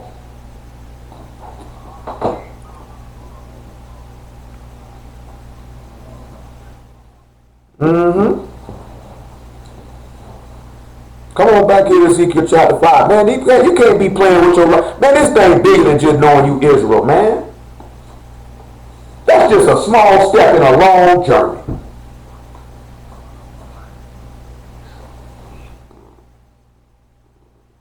Back to Ezekiel chapter 5, verse 6. He said, she had changed my judgments into wickedness more than the nations. So they took the judgment saying he blasphemed being the son of God. When they knew the scripture spoke of the man, they turned it into straight wickedness. Took the word to kill the word. Ain't that something? And my statutes more than the countries that are round about her. They refuse my judgments, and my statutes they have not walked in them. Therefore thus saith Yah, because you multiplied more than the nations that are round about you, and have not walked in my statutes, neither have kept my judgments, neither have done according to the judgments of the nations that are round about you. Therefore thus saith Yah, behold, even I am against thee, just like the Father was against the Son, and will execute judgments in the midst of thee in the sight of the nation, just like he executed judgment on the Son in the sight of everybody. He said, I will do in thee that which I have not done, and whereunto I will not do any more the like, because of all thy abominations. Therefore the Father shall eat the sons in the midst of thee, the Son shall eat the fathers, and I will execute judgments in thee, and the whole remnant of thee will I scatter into all the wind. I'm going to shoot y'all everywhere. I'm going to get y'all out of here. I got to get you out of here. Verse 14. Make it 13. Thus shall my anger be accomplished, and I will cause my fury to rest upon them, and I will be comforted. And they that know that I, Yah, have spoken it in my zeal when I have accomplished my fury in them. Moreover, I will make thee a waste and a reproach among the nations that are round about thee, in the sight of all that pass by. Listen what he say. So it shall be a reproach and a taunt. Listen what else he say. An instruction and an astonishment unto the nations that are round about thee, when I shall execute judgment in thee in anger and in fury and in furious rebukes. I, Yah, have spoken it. Deuteronomy, the 28th chapter. He said, I'm going to make you a taunt and a reproach and an astonishment. People are going to be astonished when they see you. They're going to taunt you. They're going to dishonor you. Deuteronomy 28. Let me see what verse I want. Verse 37. Let's see what he said in verse 37 about Israel. What he do when he cursed them. Let's see what it says. Thou shalt become an astonishment, a proverb and a byword among all nations, whither y'all shall lead thee. So let that thing go again about you being an astonishment and a proverb and a byword and a taunt. Matthew chapter 27. Matthew chapter 27. Man, this thing's serious, more serious than what y'all know. How many of y'all knew that before today, that everything that we did to the Lord is going to be done up? So you might consider. That's the whole purpose, right? Guess what? They hung Yahshua from a tree, right? And then the book say, cursed be he that hangeth from a tree. And why you think the Lord let them people hang you from a tree?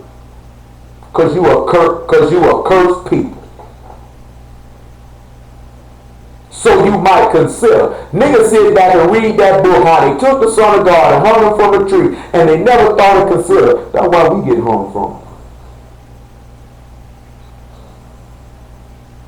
And our children's children. You gonna pay for this. Somebody got to pay for this. Remember that man said, oh man, y'all didn't know innocent blood gonna be in the land, you got to pay for that? Don't y'all know the law? I'm gonna show you that in the law too. Y'all didn't even know the law there. Y'all don't even know the law spoke about that. Man, these niggas ain't telling us nothing about how to go to hell in an expeditious manner. Matthew 27, about verse 39. Remember he said to be astonishment and a taunt, right?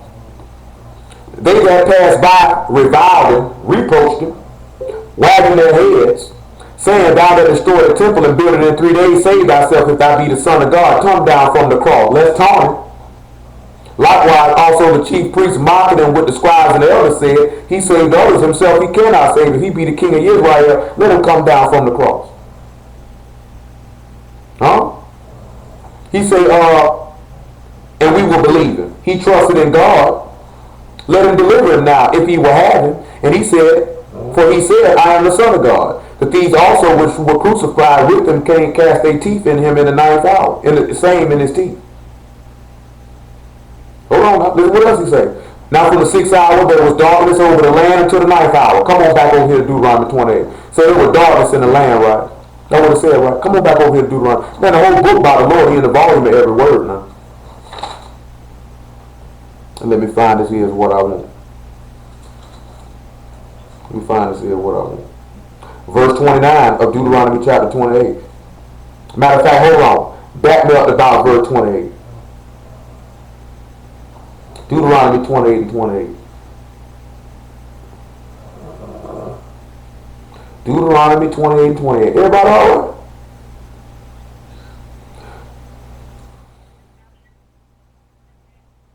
He said, y'all shall smite thee with madness and blindness and astonishment of heart. Didn't they blindfold Yahshua? So he smited them with blindness, didn't he? Huh? Ain't that right about it? Did he have astonishment of heart and madness? Because when you talk about madness, it means you're kind of scared, ain't you? You don't talk about a little nervous, right? You're kind of astonished at what you see. Look at verse 29. And they shall grow at noondays, as the blind go in darkness. And thou shalt not prosper in thy ways, and thou shalt be only oppressed and spoiled evermore, and no man shall save thee. Didn't they take all of Yahshua's garments and all this stuff? Spoiled them, right? So guess what? These white folks take all your stuff. Didn't they oppress Yahshua? He ain't do nothing wrong, and you wonder why you oppressed. Then he said they'll grow at noonday. Then we just read how it's dark. Don't you think the people were broke because they couldn't see? Hold on now. And he said no man gonna save you. Let's see what happened. Come on back to Matthew 27. Because they kept saying if you be the Son of God, then tell somebody to come save you then. Tell them come save. Matthew 27 verse 46.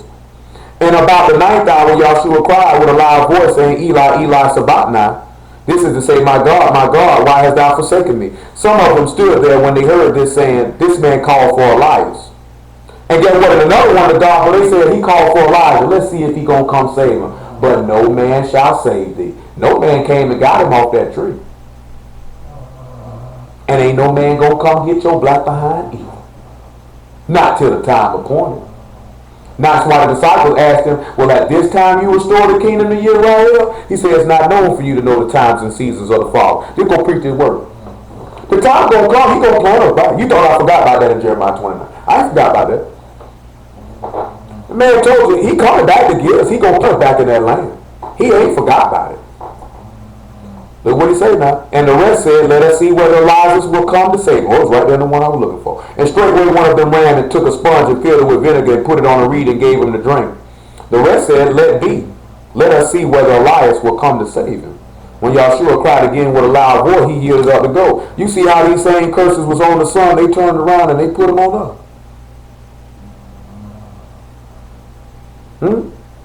Look at verse 31 of Deuteronomy chapter 28. Ain't this amazing? How many of y'all would have ever thought the Lord was even in these curses? Ain't that something? Ain't that something? Verse 31, he said, thy ox shall be slain before thine eyes, and thou shalt not eat thereof. Thine ass shall be violently taken away from before thy face, and it shall not be restored to thee. Thy sheep shall be given unto thine enemies, because you shall be taken captive by the Gentiles, to the time of the Gentiles to be fulfilled. My sheep gonna be given to your enemies, and thou shalt have none to rescue them. That's amazing. That's amazing. That's amazing. Don't you know that man sat back and said, these people will take us into prison for his name's sake, but be faithful unto death, he'll give you a crown of life.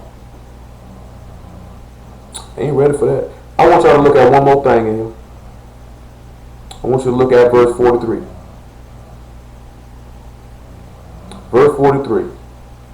He said, the stranger that is within thee shall get above thee very high, and thou shalt come down very low. They say, we ain't got no king but Caesar. Pilate said, don't you know I got power to release thee? You ain't got no power over me unless my father gave it to you. The stranger got above him. He came very low. He was above all these people. He the king of kings and lord of lords. Then what? You above these people in the eyesight of God, but yet you become very low. Because of your disobedience. And you ain't even sat back and looked at all this stuff happened to my king and it's happening to me. And I won't be humbled unto myself to the word, that I might bring in subjection all things under me as the Lord did, that I might reign and rule with it. We don't consider that, do we? How many of y'all ever considered that? One more thing in Ezekiel chapter 6, if I'm not mistaken. I got some things we need to look at in Job chapter 9. Well, one more thing in Ezekiel chapter 6. Because I mentioned something about us coming over here on that slave ship Jesus. I want you to know why that happened like that. And make sure that's what I want. Ezekiel chapter 6. I want you to look at about verse 3. Well, verse 1 is good. And the word of Yah came unto me, saying, Son of man, set thy face towards the mountains of Israel and prophesy against them. And say, ye mountains of Israel, hear the word of Yah. Thus saith Yah to the mountains and to the hills, to the rivers and to the valleys. Behold, even I will bring a sword upon you, and I will destroy your high places. And your altars shall be desolate, your images shall be broken. I will cast down your slain men before your idols. I will lay the dead carcasses of your children of Israel before their idols. I will scatter your bones round about your altars. And all your dwelling places, the city shall be laid waste. The high places shall be desolate, that your altars may be laid waste and made desolate. Your altars, idols may be broken and cease. Your images may be cut down. Your works may be abolished. The slain shall fall in the midst of you, and ye shall know that I am Yah. Remember, the just Yah is in the midst, and we dealt with it last week. He was laying right in the street, right in the midst of it. He said, yet I will leave a remnant, that you may have some that shall escape the sword from among the nations, when you shall be scattered through the countries. And they that escape of you shall remember me among the nations, whither they shall be carried captives, because I am broken with their whorish heart, which have departed from me, and with their eyes which go a-whoring after their idols, and they shall loathe themselves for the evils which they have committed in all their abominations. See, guess what? We remembering God amongst the nations where we've been carried captive, and we loathing ourselves from all the sins that we done did. But look what else he said. And they shall know that I am Yah, and that I have not said in vain that I would do this evil unto them. So when he put your back behind on this ship named Jesus, he was letting you know, I just wasn't talking. Nigga, I told you I was going to do told you I was going to do it. See, most Israelites don't even look at it like that because they want to take it somewhere else. This man told you, I'm going to put you on this boat. I'm going to kill you. I'm going to have these people do all this stuff to you. And you going to know, just like what Mr. B told R. Kelly in that video, I did this to you. I did this to you. I did this to you. So you can know I wasn't just talking. See, that's where we start. That's where we get messed up at. See, we think God just be talking. But when he visit, now you're, oh Lord, it's too late for that. It's too late for that. But when the Lord come back to visit people, niggas who say they don't say God and they don't say Lord, it don't matter what's going on in, anything come out their mouth then.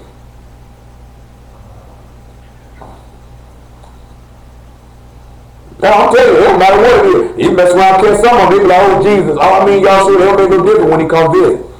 It's real now. It's real now. Job chapter 9. It get real then.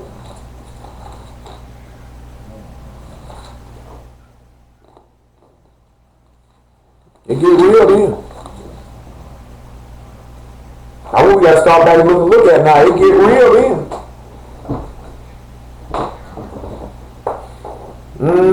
They ain't going to fuss about his name when he come holler at him. He like this here, nigga, I don't care what you call it. But I'm coming to see your homeboy.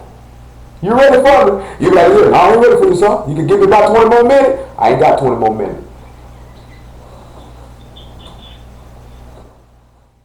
Man, you know what that man said? He said, hold on, aim at chapter 5.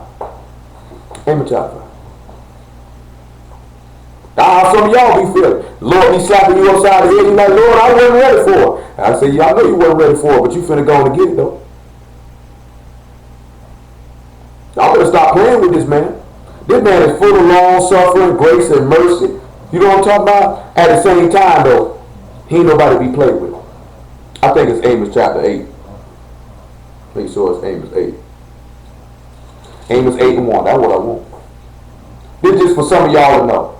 Because the Lord finna get ready to come around here and probably see some of y'all. Some of y'all, he probably already came and seen. Thus have y'all showed unto me, and behold, a basket of summer fruit. And he said, Amos, what see thou? And I said, a basket of summer fruit. Then Yah said unto me, the end is come upon my people. I will not again pass by them anymore.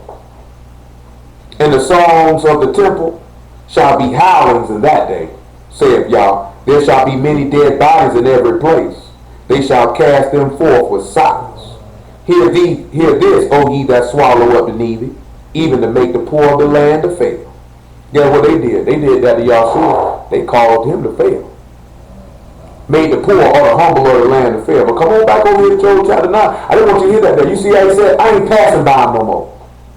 See, y'all be committing sin, and you sit back looking at the Lord done gave you a pass, and he done gave you a pass, and he done gave you a pass, and then he go sit back looking at, I ain't passing that nigga no more. Now, some of y'all have been in a situation like that. Somebody kept messing with you and trying you, and you gave him a pass, and then one day you just hit that nigga in the mouth. Wow! I ain't giving him the pass today.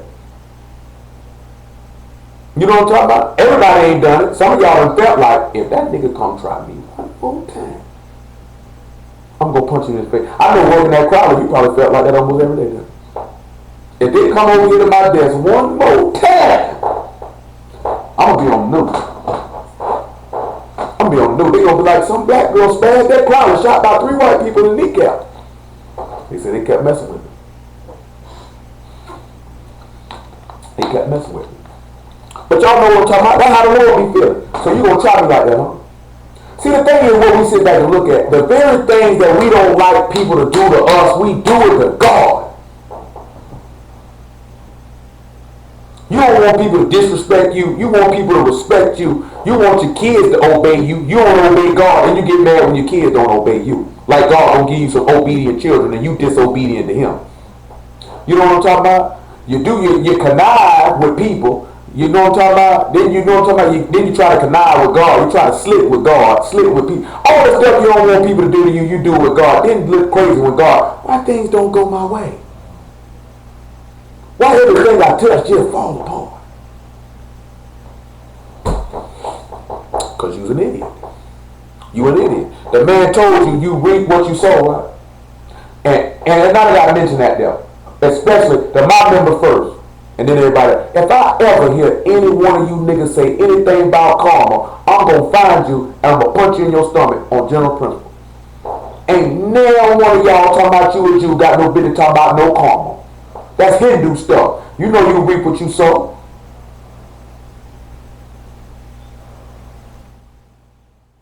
I'm for real now. Hold on. Job chapter 13. Let me make sure that's what I want. What I said. Let me find that what I want. Let me make sure that's what I want. I'm talking about that I got a punch in your stomach. I'm going to knee you in your nose. And then after that, I'm going to turn you around and I'm going to kick you square in the crack of your behind.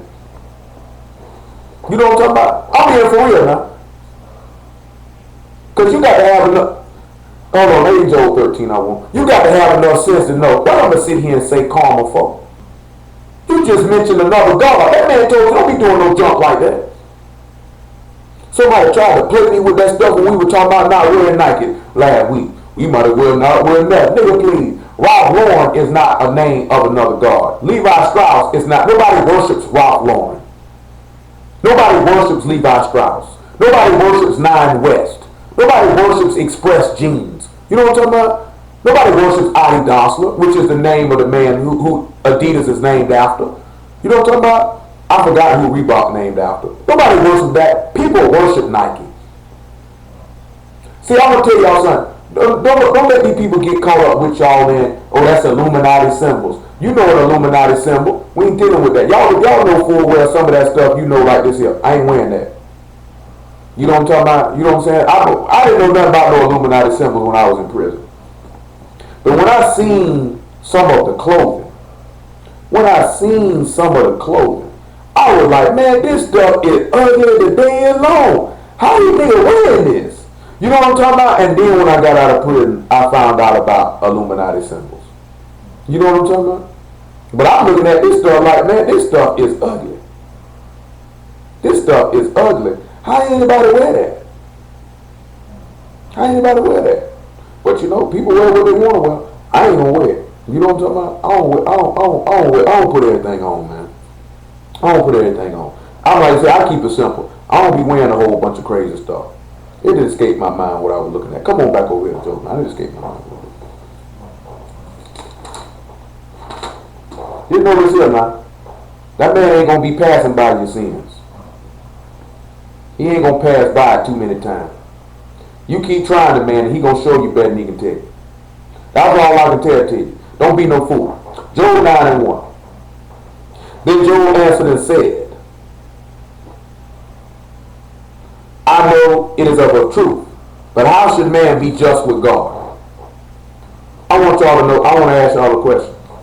How can a man be just with God? Job just asked you the question, how can a man be just with God? Anybody know?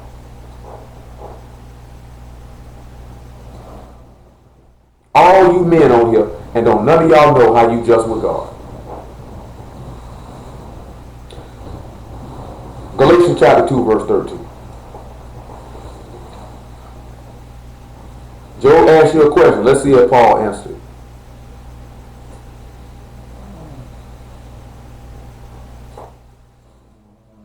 Galatians chapter 2, verse 16 is what I want.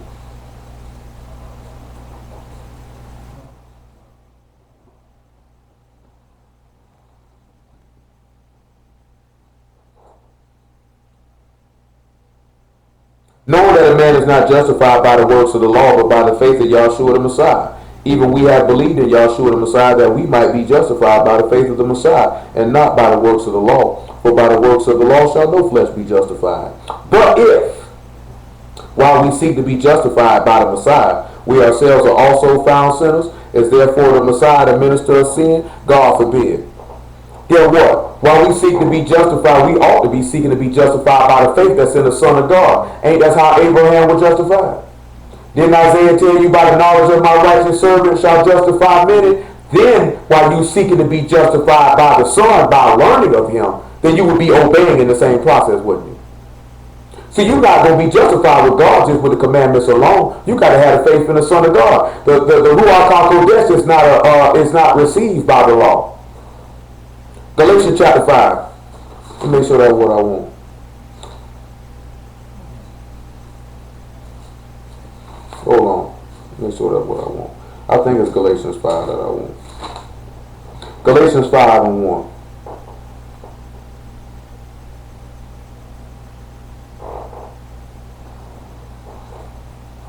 Listen what he said. Galatians chapter 5 verse 1. Stand fast therefore in the liberty wherewith the Messiah has made us free, and be not entangled again therein with the yoke of bondage. You don't need to be right. Yahshua done freed you from sin. He said, if the Son shall make you free, you shall be free indeed. How you going to go back fooling with sin? Look what he said now. Behold, I Paul say unto you that if you be circumcised, the Messiah shall profit you nothing. For I testify again to every man that is circumcised that he is a debtor to do the whole law. The Messiah is none effect of you. Whosoever of you are justified by the law, you are fallen from grace. We through the Spirit wait for the hope of righteousness by faith. See, the hope of righteousness is to be put on that new body. You know, we have been dealing with that. Put on that new body.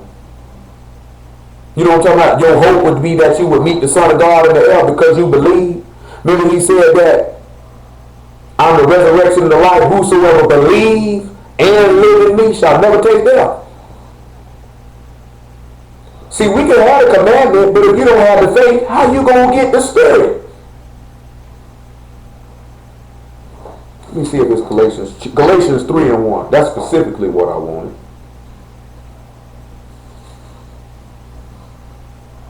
Galatians chapter 3 verse 1.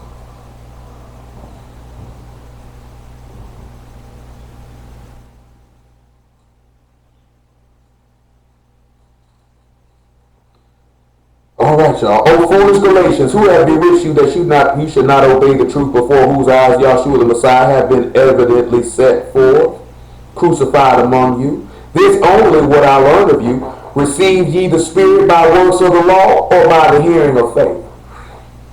Paul asked a question. Did you get the Ruach HaKodesh because you kept the law, or did you get it because you believed on the Son? Do you remember what Job told? Who remember what Job told us in chapter 42 of the book of Job? I'm speaking to my member because I know they should know. Who remember what Job told us?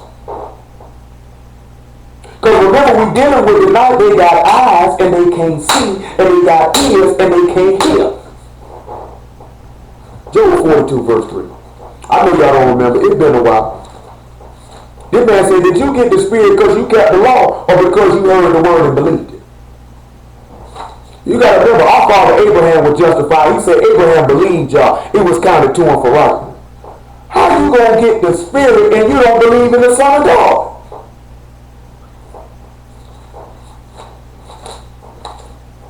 You can keep the commandment all day long and still go to hell because you didn't believe. Job 42, verse 3. He said, who is he that hired counsel without knowledge? Therefore I have uttered that I understood not, things too wonderful for me, which I knew not. Hear, I beseech thee, and I will speak. I will demand of thee, and declare thou unto me. I have heard of thee by the hearing of the ear. I have heard of thee by the hearing of the ear. Now my eyes see. Romans chapter 10, verse 9. We got whole Galatians chapter 3. We still holding Job 9. We got to establish something. I might not even hit all of Job 9. I might get straight to the point. We come back deal with it later. I just want to get the crux of it on tape. We got to destroy Hebrew Israelite doctrine tonight. See, he done had us destroy Proverbs 24 and 16 by the just man falling 7 times to clean up that mess. We didn't put Ecclesiastes 7:20 on tape to destroy that lie they've been telling. He had us to destroy the Ephraim is a cake not turned lie they've been telling. He had us to destroy a lot of things these niggas been telling. Lord say he's sick of it. So he don't want you around here running around that no more. Make it verse 6 of Romans chapter 10. Make it 3. I'm going to tell y'all something. The whole book's about the Son. You got to know him or you're not going to be saved. He said, for they being ignorant of God's righteousness and going about to establish their own righteousness, have not submitted themselves unto the righteousness of God. We just talked about this recently, how in Isaiah he said our righteousness is as filthy rags. You got to put the Son on. See, you want to establish your own righteousness. You ain't submitted yourself to the Son. You ain't submitted yourself to the Son. For the Messiah is the end or the purpose of the law for righteousness to everyone that believes. The law whole purpose was to get you to the Son. You were supposed to, you see how we went through Deuteronomy 28 and seen him in that? You see how we don't went and looked at multiple things before and we see him all in the law. See, the law was to get you to say, there you go, I know him. I knew that was him. I knew that was him. Remember, they said, we know Moses said there was somebody that was supposed to come. For Moses described the righteousness which is of the law, that a man which do those things shall live by them. But the righteousness which of faith speak on this wise. Say not in thy hearts, who shall ascend into heaven, that is to bring Christ down from above, bring the Messiah down. Or say, who shall ascend into the deep, that is to bring up the Messiah again from the dead. Ain't nobody bring him down but the Father, nobody brought him up by the Father. So that means you would have to believe that. But what saith it? The word is nigh thee, even in thy mouth and in thy heart. That is the word of faith which we preach. See, they taught the law, statutes, and commandments, but they were preaching faith in the Son. That's what Hebrew Israelites ain't teaching nobody. And that's why you don't have the Spirit. And that's why you don't belong to the Messiah. And that's why you a dead man walking. He said, but if thou shalt confess with thy mouth the Lord Yahshua and shalt believe in thy heart that God has raised him from the dead, thou shalt be saved. How can you be able to confess this man the Lord if you don't know him in the scriptures? How are you going to be able to believe in your heart he rose him from the dead if you don't know the scriptures testify that? You can't believe that in your heart because somebody told you that and you say, I believe it. Believe it based off of what? Because somebody told you that?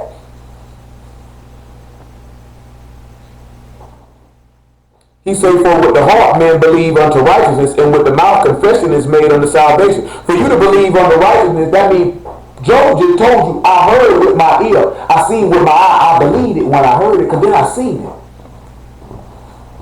That's why John told you he that commits sin neither seen him nor known him. That's why the people couldn't see him. That's why he said their eyes are shut and their ears are closed because they were sinners. And that's why he said the veil was over their heart because they were blind because they never believed the word in the first place. He told you this was children in whom is no faith. Oh man, y'all don't even realize all this stuff we've been looking at. You see how I come back around full circle every time. Look what he said now. Look what he said now. That's what he had. He didn't give Abraham no law first. He made Abraham some promises. Which was the first shadow of the sun. You go look at John, you look at Genesis chapter 12. In Genesis chapter 12, right, little mother, didn't he tell him, leave everybody you got? That's what Yahshua did too. Left his kindred, left his house, left his father's house. He was justified by that action. Then in Genesis 13, he told him, walk through the land. You walk through the land, you see, I'm going to give it to you. And then Yahshua walked through the land, and he gave it to him. So there was another promise he made to him. Then he come back around to Genesis 15. He said, I ain't got no son. I ain't got no heir. He said, don't worry about that. I'm going to give you an heir. Abraham said, you know what? I believe that. Y'all say, this man righteous before my eyes. He believed me. He trusted in me. So guess what he did after that? He said, offer your son up for me. He said, Isaac said, well, Daddy, where the ram at? He said, don't worry about it. He said, y'all provide one for him. He said, don't worry about it. He said, when he went up and he said, Abraham, don't do it. He said, I know fully you'll follow me. He said, I'm going to justify you because you were willing to give your son up. So then you got to sit back and look at, you going to be justified. And remember now, Isaac is the seed of the promise. If we get the Ruach HaKodesh, that's of the promise. See, Christians ain't got everything wrong. They just don't have no understanding. Because they actually don't have no faith either. You know what I'm talking about? Because they want to toss out the scriptures or which testify of the man. And just deal with what Paul wrote. You know what I'm talking about? And just deal with the Gospels. And then Israelites just want to deal with, we want to deal with the law, but we don't want to deal with how the law is speaking of this man, how we can believe on him to get that faith and the righteousness that come of that. And then through that faith, we get, like Paul said in Romans 16, the righteous obedience of faith. Because you believe, you obey. Just like Abraham, what he believed, so he obeyed. See, he didn't give Abraham a law first. He made Abraham 3 promises. Then when he seen Abraham believe these 3 promises, then he came back around and said, offer your son up from it. Then after he did that, he told Isaac, he said, man, I'm going to give you the land because Abraham obeyed me, kept my laws, statutes, and commandments. Everything I told him to do, he did it. He trusted me fully. I told him he'd have a baby at 90, he believed it. I told him that, he believed it. Hold on, y'all. I might not even get to Joel 9 tonight. Hold on, y'all. I might not even get there. We run a little long. I can't fit Joel 9. We'd be here all night if I tried. That'd be another hour and a half, 2 hours just alone. If I did the whole chapter, I'm gonna just pick a couple verses out. I got to crash that. I got to put it in there. Then what he say though? He said the scripture said, whosoever believe on him shall not be ashamed. That's why all these niggas want to fight and all this here. That's why they're ashamed.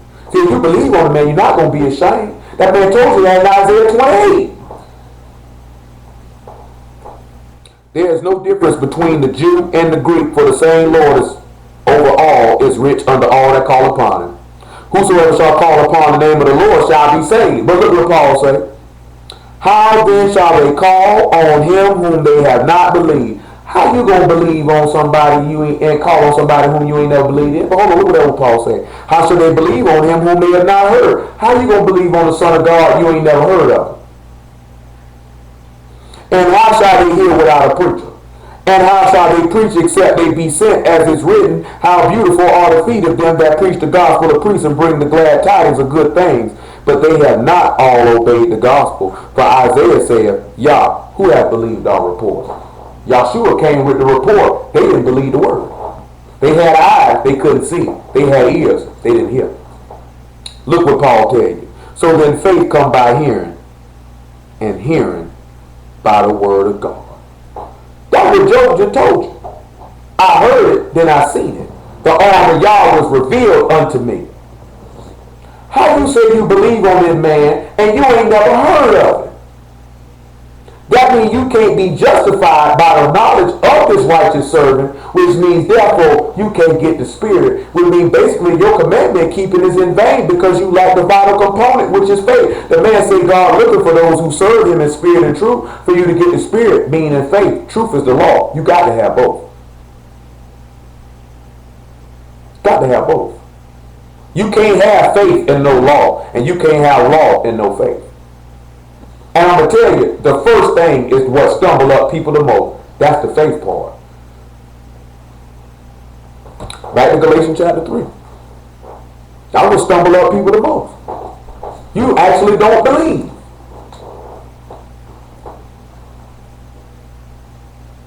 Galatians chapter 3 verse 2. This only what I learned of you. Receive ye the Spirit by the works of the law or by the hearing of faith? Are you so foolish? Having begun in the Spirit, are you now made perfect by the flesh?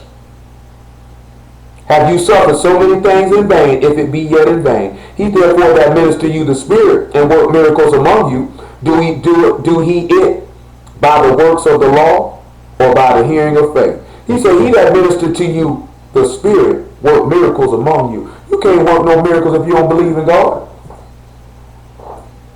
Remember, we just talked to the brother last night, and we done dealt with this with some of my members before, and maybe later on, Lord will. Maybe later on today, on Sabbath day when we go have service again, we'll deal with how the children of God are signs and wonders. See, the Spirit come by faith. You can't. That's why he said, abide in me and I in you. Without me, you can do nothing. You can't do nothing without the Spirit of God. You have no power with God without it. How else you got power with God but by the Ruach HaKodesh? That's the power of God. That's why Yahshua is Israel. God has power with God. He has the Spirit. That's why he told you in Romans chapter 9, all those that are Israel are not of Israel. You can be of Israel naturally, but you're not of Israel because you're not born of Yahshua. You're not his son. You forgot the rock that begat thee. Therefore, you are a bastard. Therefore, you're not a child of the promise, which means you're not counted for the seed, which means you don't have no power of God, which means you going to hell. That's something to consider. That's something to weigh in your mind. Why are these people not teaching me about my God? Why I don't know him? Why when I hear, I don't hear and I know him? Man, look here, man. I can't play with my life like that. I can't do it. Come on, y'all. Look at verse 6. Let's see what Paul say. Even as Abraham believed God and it was accounted to him for righteousness. That's all the Hebrews want you to get caught up with, it, keeping the law. And we supposed to keep it by all means, and y'all know that. And y'all know that. But where is your belief at? Do you not know that he said in Deuteronomy 32, these are children, these are sons who don't believe? You sit back and look at it. Them people had all that law. But guess what? They seen this man part the Red Sea. They seen this man rain down manna. They seen this man defeat all their enemies. They seen this man send down quails. They seen this man make a rod blossom. They believed none of it. They believed none of it. And guess what? When Yahshua came, he showed them he was the manna. He showed them he was the Passover lamb to deliver you from captivity. He worked many signs and wonders in front of them people, and they believed none of it. And you think that this man will have people come working these same signs and wonders in these times, you ain't going to believe it either. Guess what? Signs and wonders ain't going to save you. It's the believing of the word. Man had already seen. I showed them signs and wonders twice. These niggas ain't believing. If I were to do it again, they still ain't. Even when you read in Revelation chapter 9, this man said, I'm going to rain down all these plagues on these people, and they still not going to repent.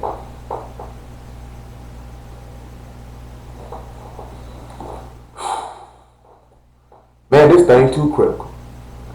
Verse 7. Know ye therefore that they which are of faith, the same are the children of Abraham. The same are the children of Abraham. Hold on though. And the scripture foreseeing that God would justify the heathen through faith, preached before the gospel unto Abraham, saying, in all these shall all the nations be blessed. So then they which be of faith are blessed with faith for Abraham. You need to believe on this man.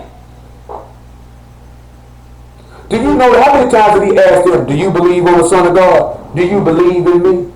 Peter said, where we going to go? You got the words of eternal life. You the Messiah, the Son of the living God. Where else we going to go?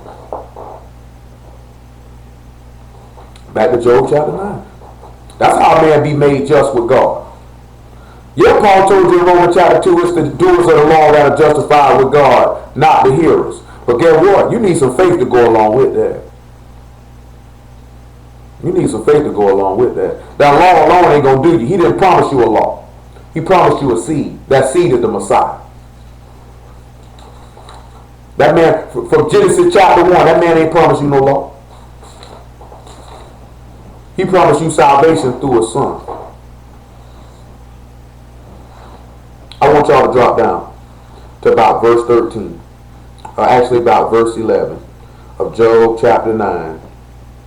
Verse 11 of Job chapter 9. We're going to get ready to wrap it up in a minute. I'll come back later on. Matter of fact, let's just look at it. Verse 3 of Job chapter 9. I got a little time. Job chapter 9 verse 3. He said, if I will contend with them, he cannot answer him one of 1,000. He is wise in heart and mighty in strength. Who hath hardened himself against him and hath prospered?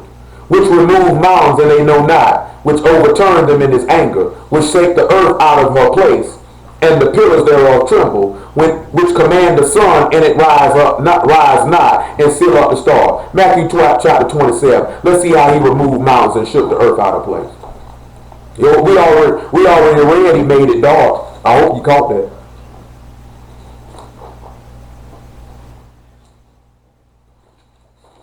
This is how you get justified with God, when you're able to see the sun and believe on it. Matthew chapter 27 verse 50.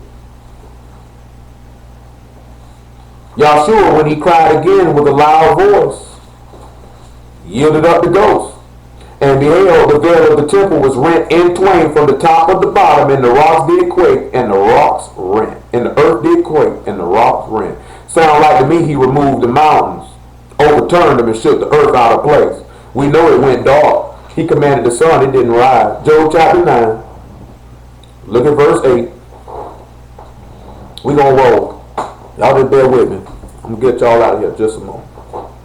He said, which alone, somebody playing with their phone, or their kid done got hold to it, which alone spread out the heavens and tread upon the waves of the sea, which make Aratus and Orion and Pleiades and the chambers of the south, which do great things past finding out, yea, wonders without number. John chapter 21. Remember, David told you about this in Psalm 40. Somebody take your phone from your baby. I know that can't be Kingston. A man of his stature ought to be in the bed. John 21, but knowing Kingston, he fighting. He probably sitting back looking at his mama like this here. Oh, you thought I was going to sleep. I ain't going to sleep till you going to sleep, because you might pop open a snack. And when you do, I'm going to be there.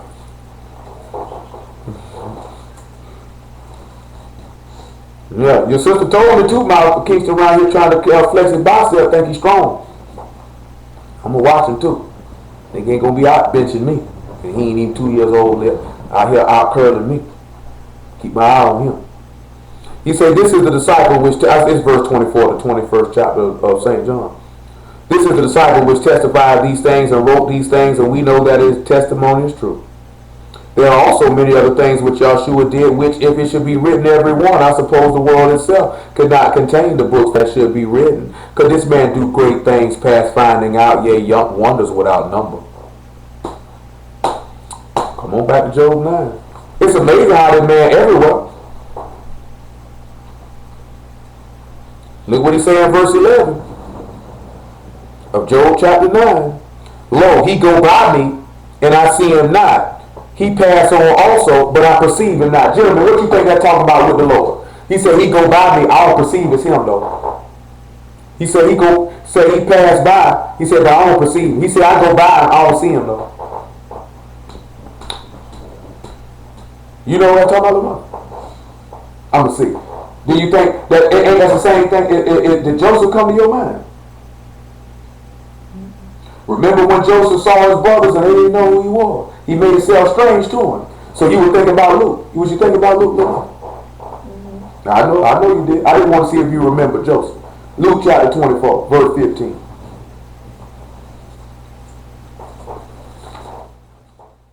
You see this man talking about 3-4 different things, man. We in 11th verse. We done touched about 3 different things. I got a man say precept on precept, line on line. You got to be line. The whole book is about the Son. Now y'all hearing of the man, you ought to be able to see him. And if you see him, you ought to believe. And if you believe, you ought to obey. Luke 24 and 15. Make it 13. And behold, 2 of them went that same day to a village called Emmaus, which was from Jerusalem about 60 furlongs. And they talked together of all these things which had happened. And it came to pass while they communed together and reasoned, Yahshua himself drew near and went with them. But their eyes were holden that they should not know him. Because guess what? He go by me, I didn't see him. He passed on also. I couldn't tell it with him. And that's how we are right now. He passed by us. We don't know him. He said the world has not known thee, Father. He said even so they ain't known me because they ain't known you. He went right past us. We didn't see him. We went right by him. We didn't perceive him. We didn't even perceive all the stuff that happened to him. What going to happen to us? We didn't consider. Back to Job chapter 9. We didn't consider. Verse 13. He said, if God will not withdraw his anger, the proud helpers do stoop under him. How much less shall I answer him and choose out my words to reason with him? Why do you think the Lord ain't talked to these people? We already read it in John 19. Say when they said all this stuff, Yahshua ain't answer a word. Look why he ain't answer a word. Whom, though I were righteous, Yet I would not answer. Yahshua was righteous. He did not answer. I would make my supplication to my judge. If I had called, he had answered me, yet would I not believe that he would hearken unto my voice. Hebrews chapter 5, verse 7. This man say, this go right back to what we were looking at a couple weeks ago. I will commit my cause to God. And Peter said, I'll commit yourself to him that judges righteously. That's what Yahshua did. He said, I'm going to commit my cause to my judge. You out here crying to these white folks, talking about we want to riot and protest, and you ain't committed yourself to your judge because God is not your judge. That's why you ain't committed your call to him, because the God of Abraham, Isaac, and Jacob, the Most High Yah, is not your judge. He's not your God. That's why you don't go to him. Then when you do go to him, you go to him with an unbelieving heart. Why would he hearken unto you? Besides the fact you sin. These people ain't going to tell you nothing. He's going to tell you nothing about how to go to hell. Why God don't answer us? Why you disobedient? Maybe you'll figure it out. If your children doing stuff you ain't told them to do, you ain't answering them, why would God answer you? Why would he? You ain't gonna, if your kid would sit back there and you told him take the trash out, keep good grade, do this right here, do this right there, and he ain't did none of it, and he say, Mom, you gonna cop me that new iPhone, and you gonna be like this here, I'm gonna cop you the back of my hand. And you go to God disobedient, disbelieving, and you think he gonna move on your behalf. I want to know what you smoking so I can avoid it. Hebrews 5 and 7. Who in the days of his flesh, when he had offered up prayers and supplications, because didn't Job just say, I'll make my supplication to my judge, right? With strong crying and tears unto him that was able to save him from death, and was heard, and that he feared. You wonder why you ain't heard, because you don't fear. And though he was a son, yet he learned obedience by the things which he suffered, and being made perfect, became the author of eternal salvation unto all them that obey him. So guess what? Yahshua, we look at all these sufferings that Yahshua took on. He learned obedience through them. And you wondering why all this stuff falls on us, so you might learn obedience through the things that fell on the son, but you don't want to take them on though. Because you's a bastard. Because you's a bastard.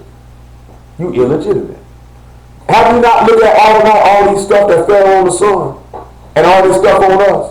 So all the stuff that fell on the son, he learned to obey God through it. But yet all this stuff falling on you, you want to riot and protest. You ain't learned no obedience. So you's a bastard. You not a son. Why ain't nobody never told us that before? Why ain't nobody ever told us the stuff that happened to the son was for him to learn obedience, and these same things will happen unto us that we might learn obedience? Why ain't nobody ever told us this? Job chapter 9. Verse 17. Let's see, it get even better. It get even better, y'all. It get even better. Job 19, verse 17. For he break me with the tempest and multiply my wounds without cause. Oh my goodness. They gonna multiply his wounds without cause. Pilate said, for what cause you gonna kill him? The man ain't doing nothing. And what did they do? They pierced his hands and his feet and pierced his side. Wounded the man for no reason. He ain't did nothing wrong. It didn't Pilate say, what cause you kill him for? He said, I know for envy they bring him up here. They ain't brought him up here for no evil which he's done. Let's just read it because I just feel like it. Job 19. Let's just read it because I just feel like it. John 19. I said Job. John 19.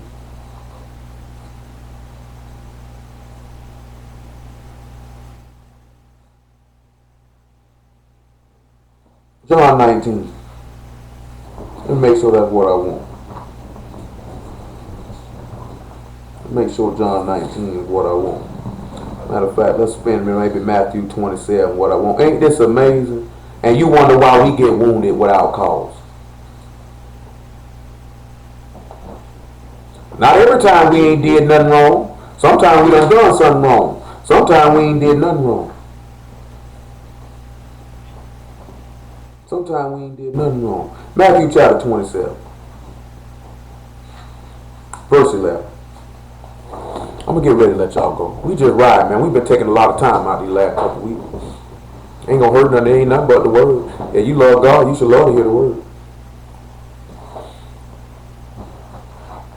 It's the Sabbath anyway. You ain't got nowhere to go. You ain't got nothing to do. Yahshua stood before the governor, and the governor asked him, art thou the king of the Jews? Yahshua said unto him, thou say. And when he was accused of the chief priest and elder, he answered nothing. I'm not going to answer y'all. I'm going to commit my cause to God, to my judge. Then Pilate said unto him, hear thou not how many things they witness against thee? And he answered him never a word. Insomuch the governor marveled greatly. Now at the feast the governor was wont to release unto the people a prisoner whom they would. And they had then a notable prisoner called Barabbas. Therefore when he gathered together, Pilate said unto him, whom will ye that I release unto you, Barabbas or Yahshua, which is called the Messiah? For he knew that for envy they delivered him. And when he was set down on the judgment seat, his wife said unto him, saying, had nothing to do with that just man. For I suffered many things this day in a dream because of it. But the chief priests and elders persuaded the multitude that they should ask Barabbas and destroy Yahshua. And the governor answered and said unto them, whether of the twain will ye that I release unto you? They said Barabbas. Pilate saith unto them, what shall I do then with Yahshua, which is called the Messiah? They all say unto him, let him be crucified. And the governor said, why? What evil have he done? But they cried out the more, saying, let him be crucified. And when Pilate saw that he could prevail nothing, but rather atonement was made, he took water and washed his hands before the multitude, saying, I'm innocent of the blood of this just person. See ye to it. They answered all the people and said, his blood be on us and on our children. And when we go look in Deuteronomy 19, talks about how when innocent blood is in the land, that it's got to fall upon the party that did it, and we bear false witness on Yahshua and did all this evil to him. So guess what? His blood was on us. It's only right the things we did to him, it got done to us. Only some of us are not going to consider and turn. Some of us will. Some of us won't. Pilate said, man, I don't see no cause of death in it. I'm going to let him go. They said, if you do that, you're not Caesar's friend. They wounded the man without cause. A tempest is a storm. One in the great storm, Pilate was scared. He said, it's atonement rising. These niggas snapping. Job chapter 9. How they don't see the Lord in this? How these niggas been preaching 20, 30 years and miss it? I'm talking about Christians and Hebrew Israelites. How they don't know this? Why you wonder why the people are so faithless and unbelieving? You wonder why the people don't keep the commandment. They don't know why they should. They don't understand what the benefit from it. Because they don't believe on the man who set the standard in the first place. Verse 18 of Job, the 9th chapter. He will not suffer me to take my breath, but fill me with bitterness. If I speak of strength, lo, he is strong, and if of judgment, who shall set a time to plead? If I justify myself, my own mouth shall condemn me. If I say I'm perfect, it shall also prove me perverse. Though I were perfect, yet I would not know my soul, I would despise my life. This one thing, therefore, I said it, he destroyed the perfect and the wicked. Guess what? He killed him with them thieves, didn't he? Killed the perfect and the wicked. What? Y'all didn't know that? But hold on, look what he said. He said, if I justify myself, my own soul will condemn me. John chapter 8, verse 12, about 20. Maybe about verse 12. Didn't he kill the perfect and the wicked? Y'all sure were perfect, right? He killed them with two thieves. Come on, man. Y'all knew that already, though. That.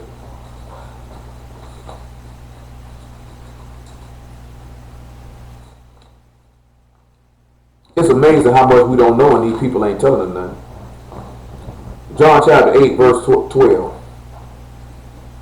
John chapter 8, verse 12. I'm almost about ready to let y'all go. John chapter 8, verse 12. Then spake Yahshua again unto them, saying, I'm the light of the world. He that follow me shall not walk in darkness, but shall have the light of life. The Pharisees therefore said unto him, Thou bear record of thyself. Thy record is not true. Yahshua answered and said unto them, Though I bear record of myself, yet my record is true.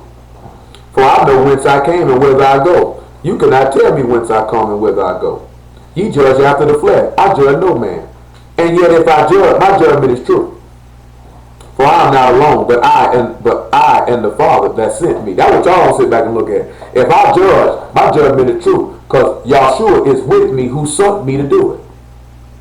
We ain't gonna do nothing but speak the judgment, but according to the word, that's all Yahshua did. It is also written in your law that the testimony of two men is true. I am one that bear witness of myself, and the Father that sent me bear witness of me.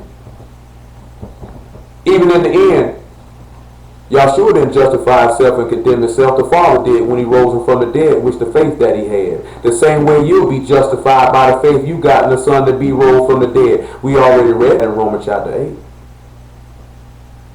But y'all didn't put that together. John chapter 5. Y'all hearing me, but y'all not listening. Y'all listening, but y'all not hearing. John chapter 5, verse 30. I can of my own self do nothing. As I hear, I judge, and my judgment is just, because I seek not my own will, but the will of the Father which hath sent me. If I bear witness of myself, my witness is not true. There is another that bear witness of me, and I know that the witness which he witness of me is true. You sent unto John, and he bear witness of the truth. He said, I receive not the testimony from man, but these things I say, that you might be saved. He was a burning and shining light, and you were willing for a season to rejoice in his light. But I have greater witness than that of John. For the works which the Father give me to finish, the same works that I do, bear witness of me, that the Father sent me. That's why he didn't need to justify himself. The scriptures did it for him.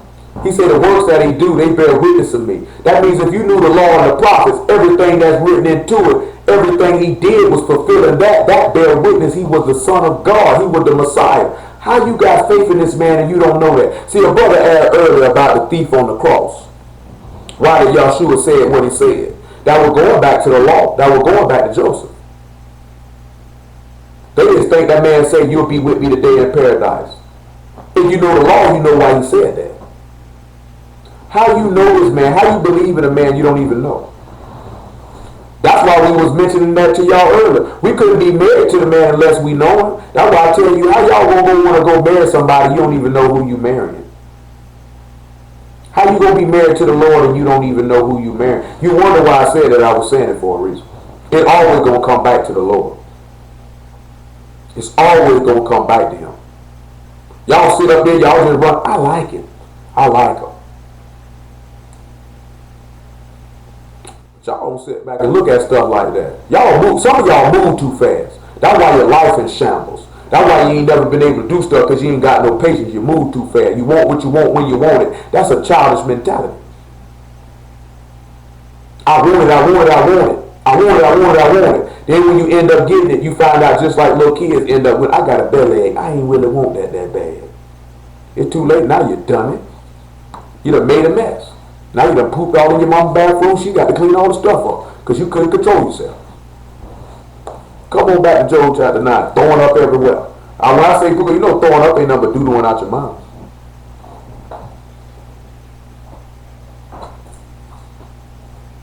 Shoot, it is though.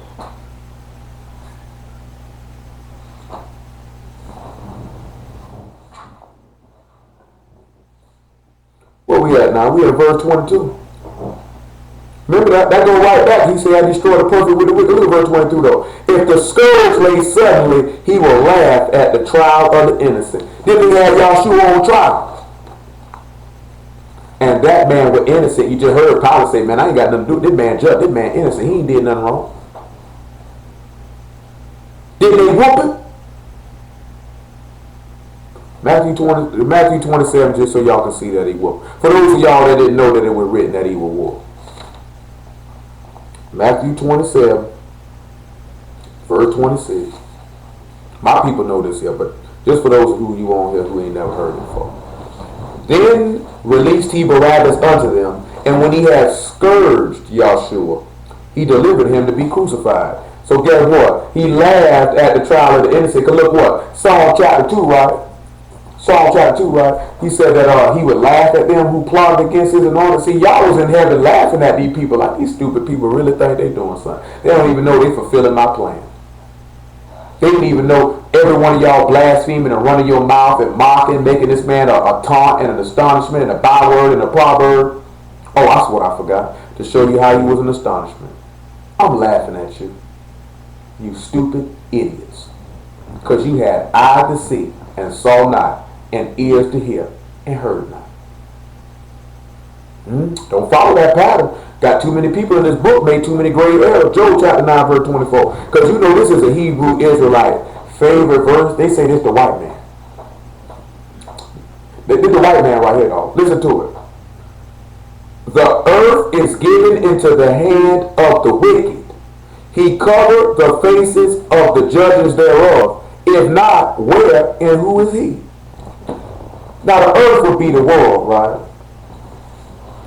The world is just right up. Didn't we already read how Yahshua said that I shall be delivered into the hands of sinners?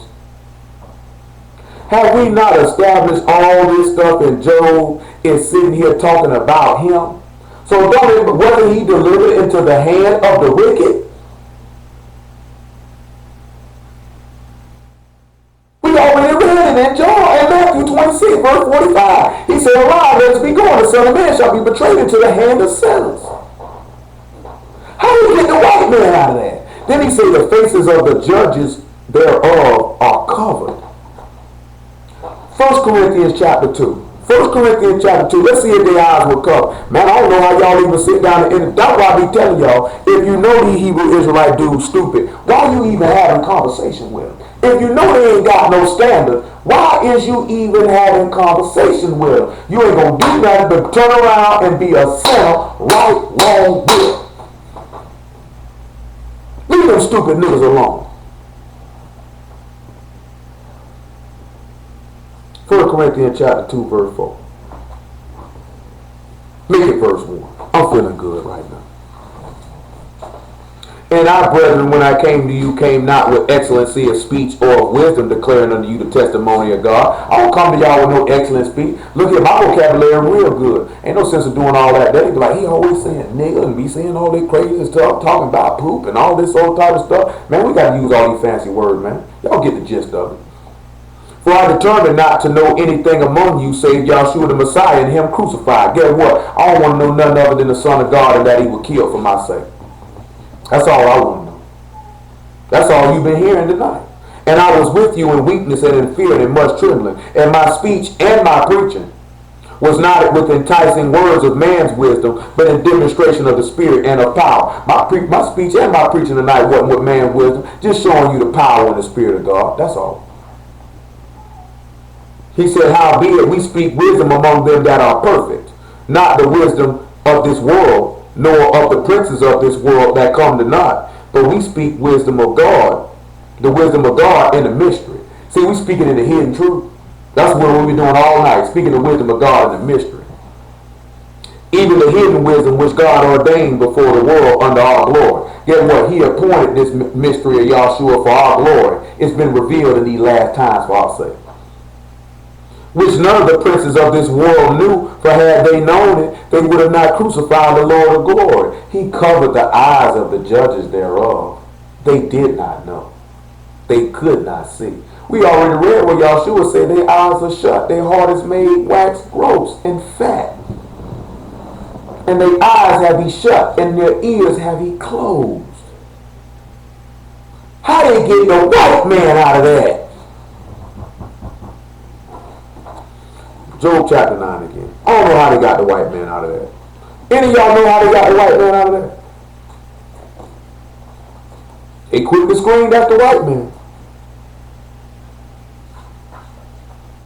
Verse 25. Verse 25. Now my days are swifter than the post. They flee away. They see no good. They are passed away as swift ship as the eagle that hastes to the prey. If I say I will forget my complaint, I will leave off my heaviness and comfort myself. I am afraid of all my sorrows. I know that thou wilt not hold me innocent. Wasn't Yahshua a little afraid? Didn't he say his soul was exceedingly sorrowful even unto death?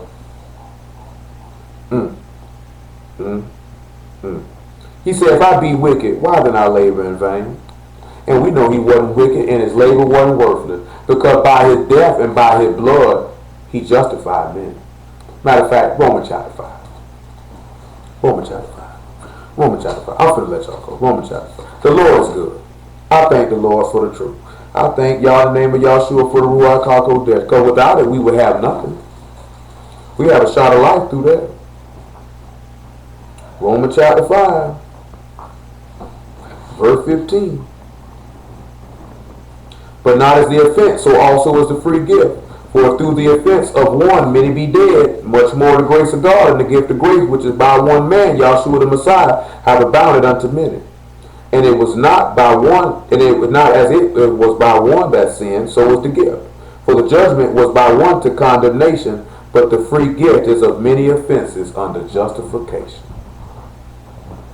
For if by one man's offense death reigned by one, much more they which receive the abundance of grace and of the gift of righteousness shall reign in life by one, Yahshua the Messiah. Praise ye Yah for Yahshua for the word. Y'all understood all these things this evening.